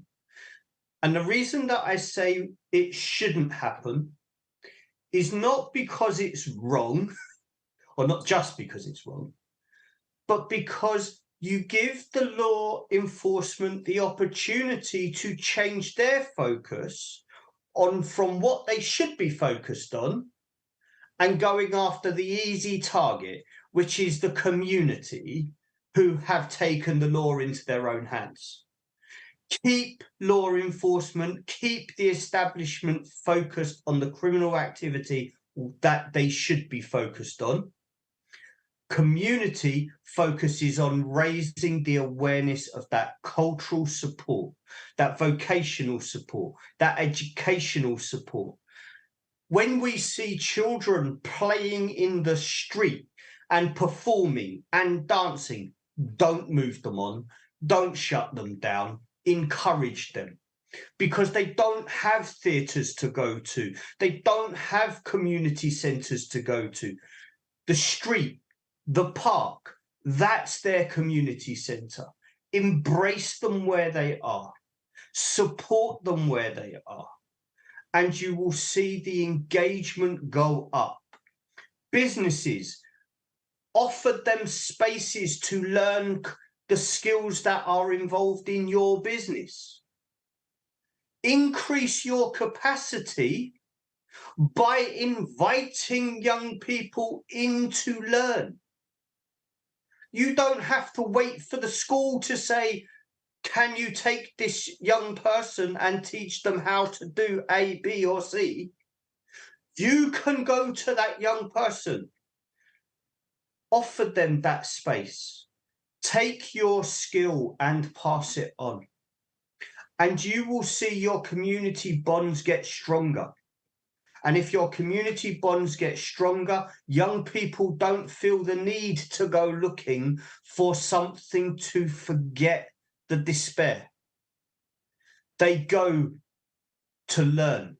And if you allow a child to learn and to express itself, then they will do that. But that first step is to develop that self-awareness, the resilience and the empowerment to do all of that.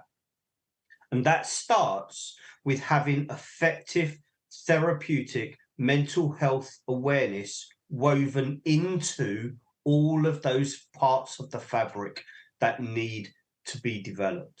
The education, the arts, the sports, the community engagement, but most of all, the hope that those young people do not have to repeat the mistakes that have been made in the past. All right, thank you very much, Dave. I like the summary, and I like the area that you mentioned, the fact that you have to bring the community to your establishment or to your institution, because it makes things a little bit easier than you wait for the community to come to you. It's better for you to go to them. The reason why I mentioned that specifically is because around about 45 years ago, where I grew up in Sierra Leone, we have a main street, which is comprised of young people. By then, there was not much to do. And our household is an artistic household. We do arts and crafts on a regular basis. And that is where many of us actually start making our survival at the younger age of 8 years old. So basically, what I saw during those period of time is we actually recruit the entire street. When I say the entire street, from the beginning, the top end to the end of the road, is comprises of roughly about 30 houses. We recruit every single young man in all of those houses, and we bring them over and teach them what we have always learned in our community, in our household, which is art and craft. And guess what? 5 years down the line, we build a community of art and craft designers. And every single young man between the age of 16 to 24 has a business on their own. And they were supplying various different touristic outlets in Freetown, and some of them were even exporting some of their artwork out of Sierra Leone. And we have people who were also involved in community work, as in community young youth leaders who were involved within the German embassy by creating art and craft within other communities, just because of what they have learned from our own household. So I totally agree with you on that. It's good for business people, it's good for young entrepreneurs, it's good for people like Yusuf Ujala. I know he's doing that a lot, bringing in communities together and teach them their trade so that they will be engaged and focused. What you also mentioned is the fact that wherever these kids are playing on the road, in the streets, they've always been distracted. They've always been kicked out of those communities. There is no parks anymore in Freetown for kids to play football. They end up playing football in the streets. And guess what? The cars don't give them the privilege to play. The passers-by don't give them the privilege to play. Their parents will chase them out on the street, go home, but they're going home to do what? Nothing. So the time they spend playing football in the streets is engaging their mind, taking them away from drug consumption or any other kind of illegal activity that they might want to go into, because they are engaged in doing sporting activities.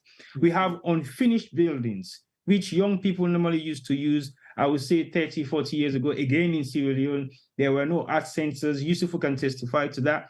People were using unfinished buildings for theater practices. People were using buildings that have been left unused for like years, possibly without a roof, but they've got like 4 walls. They use those areas for theater practices because they don't have theater halls or community centers where they can go and actually engage themselves. So that has been the challenge of what we have been faced with in Sierra Leone for the past couple of decades. And we yet to find solutions for that. But we have people who are in governance, we have people who are involved in NGOs, we have people who are involved in various different activities in Sierra Leone, but we still cannot find solutions to eradicate some of these concerns. And Kush is now the killer drug in Sierra Leone, and we cannot sit back and allow things like this to happen because we know it's very important. I don't know whether Tonkla is still online. I would love to come to him, but I don't think he's logged on right now. That is the disadvantage of streaming or connecting live from Freetown. Unfortunately, I don't want to keep everybody up waiting for Tonkla to sign back on. And I will possibly talk for maybe another minute or two Oh, Obi, you want to say something? Is Stone Clark coming back? Or is... I've tried to reach out to him, but I'm not able to. You don't have to reach out at the time of calling at the other phone, but you know the peak. I think say it won't don't die out. I mean, oh my God, that's the anyway. Well, Tonkla will have been the last person to summarize his own solutions, but it was a good thing that I allowed him to write down notes. Yeah. It's a very good thing. But I will replace Tonkla. I will replace Tonkla. Yeah, please do. I am going to do a very important replacement of somebody who is always behind the scene, working very hard and making sure that we have a program, but also very much addicted to programs like this, because he's always been banging on the door of let's do a Kush program. Kush is a killer drug in Sierra Leone. Why aren't we doing something about Kush? And it's been going on about Kush for like almost a year or two. So what I did, I put together all these guys and we were saying this panel is huge. Yes, I know the panel is huge, but I will testify to say the contributions that each and every one of you guys have made tonight has been very much meaningful to the topic of discussion, which is stop Kushing in Sierra Leone. But I will bring in Femi, who is one of the, I would say one of the behind the scene pioneers of making sure that this program happens today. And I think he's been banging on for this program to go ahead for the past couple of months, almost a year. But fortunately, we are able to put it together today with a huge panel of experts that have been able to express their concerns and possibly solutions and recommendations in where we should be heading for. So over to you, Femi. I know you are going to say hello and possibly ask a few questions, but again, I would like you to give a summary of what you have heard so far in terms of the stop Kushing in Sierra Leone, and what would be your own recommendation and possibly solutions in terms of eradicating Kush. Over to you, sir. By the way, this is Femi. He's the man behind the camera, and you haven't been able to see him, but he made himself viewable right now. So over to you, sir, Mr. Cameron. Hello, T-Boy. I wasn't expecting this, so I hope, ladies and gentlemen, you can hear me loud and clear. I really just want to say thank you. I think the panel has done an exceptional job today. They've been able to tell our viewers what they know about this problem in Sierra Leone and how they think it can be, looked at. It's a very serious problem. From the videos that we're seeing, it's terrible to see. One of the panelists mentioned an Okada rider jumping on a bike, or possibly jumping on a bike after taking this drug. Imagine the consequences.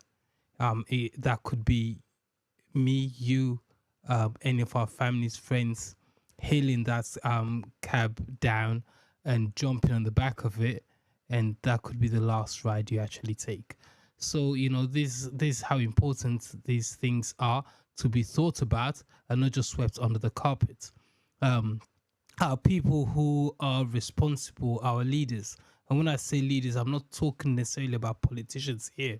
I'm talking about me, you, anybody who's got a little bit of privilege in a country like Sierra Leone that has a voice that can relate to these young people, but maybe not just young people, because we see the problem across all ages.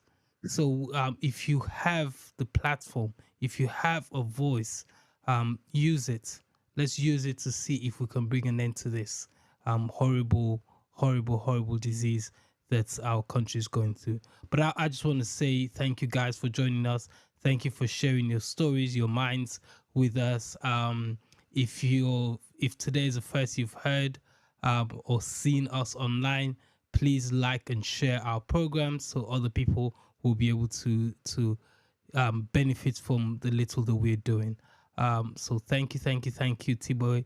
Thank you to your panel. I'm not going to name all of them. Some of them have left. Some of them are still here. and we appreciate them spending the time with us. And for our viewers, without you, we would not be here. So thank you, thank you, thank you. Thank you very much, Femi. Just to re-echo your concern about some people that have left. Yes, only one officially, but the other one was disconnected based on the electricity supply that we have in Sierra Leone. Good luck to him. But I want to say thank you. Thank you, guys. Thank you, Dave. Thank you, Abdul. Thank you, Bakar. Thank you, Yusufu. And thank you, Fatima. And thank you, Tonkla, for making it possible for us to have this program tonight. And I know many people are suffering beyond the consequences of Kush. And I know many people are going through a hell of a hard time dealing with family members, friends, people that they know, or somebody that knows somebody that knows somebody who is highly intoxicated or highly addicted to Kush. We're going to play a video at the end of the program so people can actually see some of the consequences of what Kush can actually do to young Sierra Leoneans. And it has no form of discrimination in terms of where the users go or who the users are. Meaning, it can be a young person, and a teenager, somebody who is like a child, adolescent, a motorbike rider, a lawyer. We haven't seen pictures of lawyers yet. We haven't seen pictures of doctors yet, but we've seen pictures of security apparatus, as in the military, the police. We've seen pictures of people who are supposed to be sober. We've seen pictures of people who are supposed to be worshippers in mosque. We haven't seen one yet in church, but definitely there are pictures or videos that will testify that. So Kush has not been discriminating any of its users. It ranges from top to bottom. The only unfortunate thing is the fact that we only saw videos and pictures of people who are exposed to the public domain that can be captured. Like I said earlier on, there are people in the provincial towns that are also suffering the consequences of Kush. People are dying in the provincial towns because of being addicted to Kush. So we don't want to be seeing our younger people dying out of drug abuse. And this drug abuse is a direct impact of what is happening in Sierra Leone. My problem, my issue is the fact that the people who are supposed to be dealing with the issue are users. That's one. Two, the people who are supposed to be dealing with the issue, the lawmakers, the law executors, the people who actually man the drug trade are the ones actually producing and supplying the drugs. So it has been a massive challenge for Kush to be easily eradicated compared to other narcotics in the past. So are we going to sit back and allow our younger generation die slowly?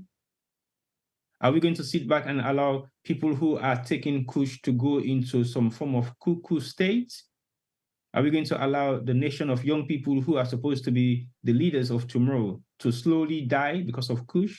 Are we going to sit back and allow all this thing to happen just because we are not involved in politics, just because we are not involved in community work, just because it doesn't affect us directly? We have to think as a nation and find out exactly what are some of these issues that we are faced with and how we can find a way to eradicate or solve the problems if we can, in our own little ways, in our own little corners. We've had the knowledge of expertise here tonight that have given us various different instances of how this issue can be tackled in Sierra Leone, if only, just if only we listen to them, just if only we try to put into practice some of the recommendations that they have made, just if only we pass on these messages to the people that are responsible to make sure that we find a way to eradicate or stop Kush to circulate the cities of Sierra Leone. Then maybe, just about maybe, I'm using all those words just because I think we can do it, but we are negligent about it because some of us are making money, some of us are enriching ourselves just because of the trade, and some of us just don't care because it doesn't affect us. That is why I am using the word just maybe, just about maybe. If we sit back, reflect, and put ourselves in the position of those people who are strongly addicted to Kush, either a direct family member, a direct friend, a partner, or somebody that we so love, is wasting their life just because of consuming something that is not even a day's meal, then we'll know how serious we can tackle Kush. So once more, I want to say thank you to the panelists. I want to say thank you to the people that we have online. Like Femi said, if you're a new user, please subscribe to our channels, YouTube and Facebook. Unfortunately, today I haven't been able to engage with YouTube, but definitely we have a huge amount of YouTubers who are watching, and we extend our thanks and appreciation to you guys. And also thank you for those who are watching us on Facebook, and thank you for those who are making comments and suggestions and finding solutions going forward in terms of eradicating Kush. This is not going to be the first and only program that we're going to deal with Kush in Sierra Leone. There's going to be some more subsequent programs that we're going to be dealing with the users themselves. And we might find a way how to not disclose their identity, but we might put things in place that will be able to get them to say some few words about some of the experiences that they've gone through, or possibly get some of the users that are not users anymore to share some of the concerns and some of the risk factors involved. We've now seen Kush has gone to another level of manufacturers by using human bones, which I think somebody highlighted is the worst form of Kush in Sierra Leone, which is the one that is manufactured exactly where we are from in Sierra Leone. I mean, for human beings to go to that extent and go to the graveside and dig up human remains, manufacture them into drugs, it is an extreme situation. Is it based on poverty? Not anymore. Is it based on wicked acts of not valuing the dead? I don't think it is. But what it is what we don't know until we find that solution, until we find the issue behind everything that has to deal with Kush, then just about maybe we'll find a solution. So thank you once more, Femi, for making sure that we have all the smooth running of the program. And we want to say thank you once more to the panelists. And we definitely might have you guys again anytime soon to elaborate a bit more on this Kush matter. So thank you very much and have a pleasant day. From the Sierra Leone media team, unfortunately, we don't have Juma Bao to join us today, but we might have him tomorrow on our subsequent How Do You Go to Go Inside the Republic, brought to you by Sierra Leone Media live on YouTube and Facebook. Until next time, bye-bye and have a good night.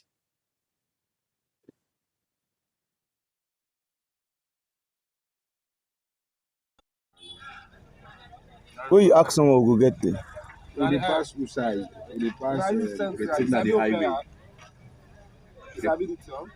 No, they pass on the highway, not to the main road. Oh, now use opera. Now after the give direction, that will they reach at the clock tower? That condomani street, now the palace street. I know you at the clock tower. Yo, I'm at this so. I'm not take out. I tell you. Yeah, the Kush one here. Oh, the others. It's a lot of people. La 1-5. Saima, I tell you. Yeah. Saima.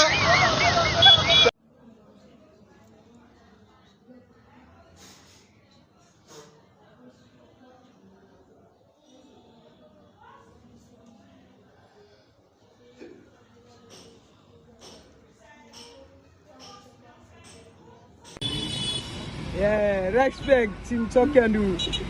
Yeah, man. Now I got Team Talk and Do. Now I got hey. Go down.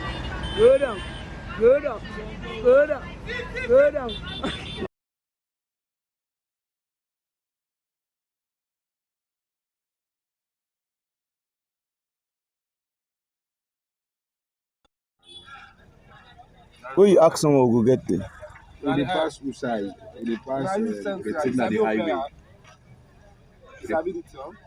No, they pass on the highway, not to the main road. Oh, now use opera. Now after the give direction, that will they reach at the clock tower? That condomani street, now the palace street. I know you at the clock tower. Yo, I'm at this so. I'm not take out. I tell you. Yeah, the Kush one here. Oh, the others. It's a lot of people. La 1-5. Saima, I tell you. Yeah. Saima.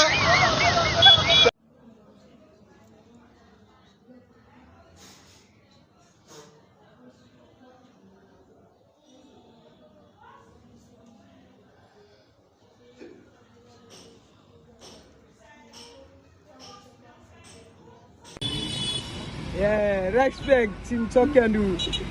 Yeah, man. Now I got Team Talk and Do. Again. Now I got hey. Go down.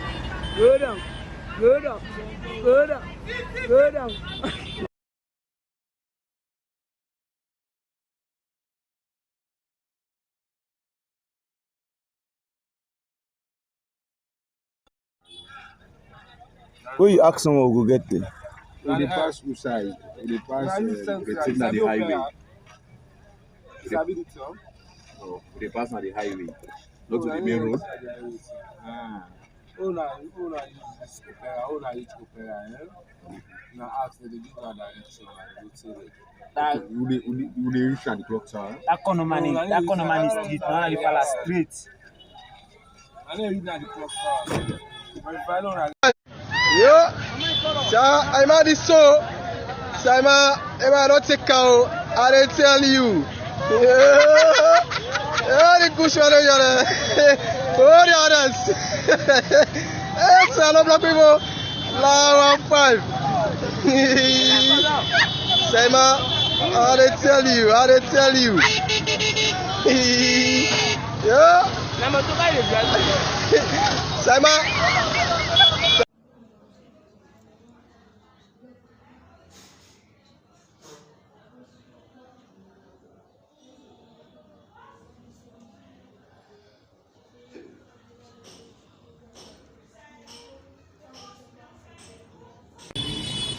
Yeah, respect Team Talk and Do.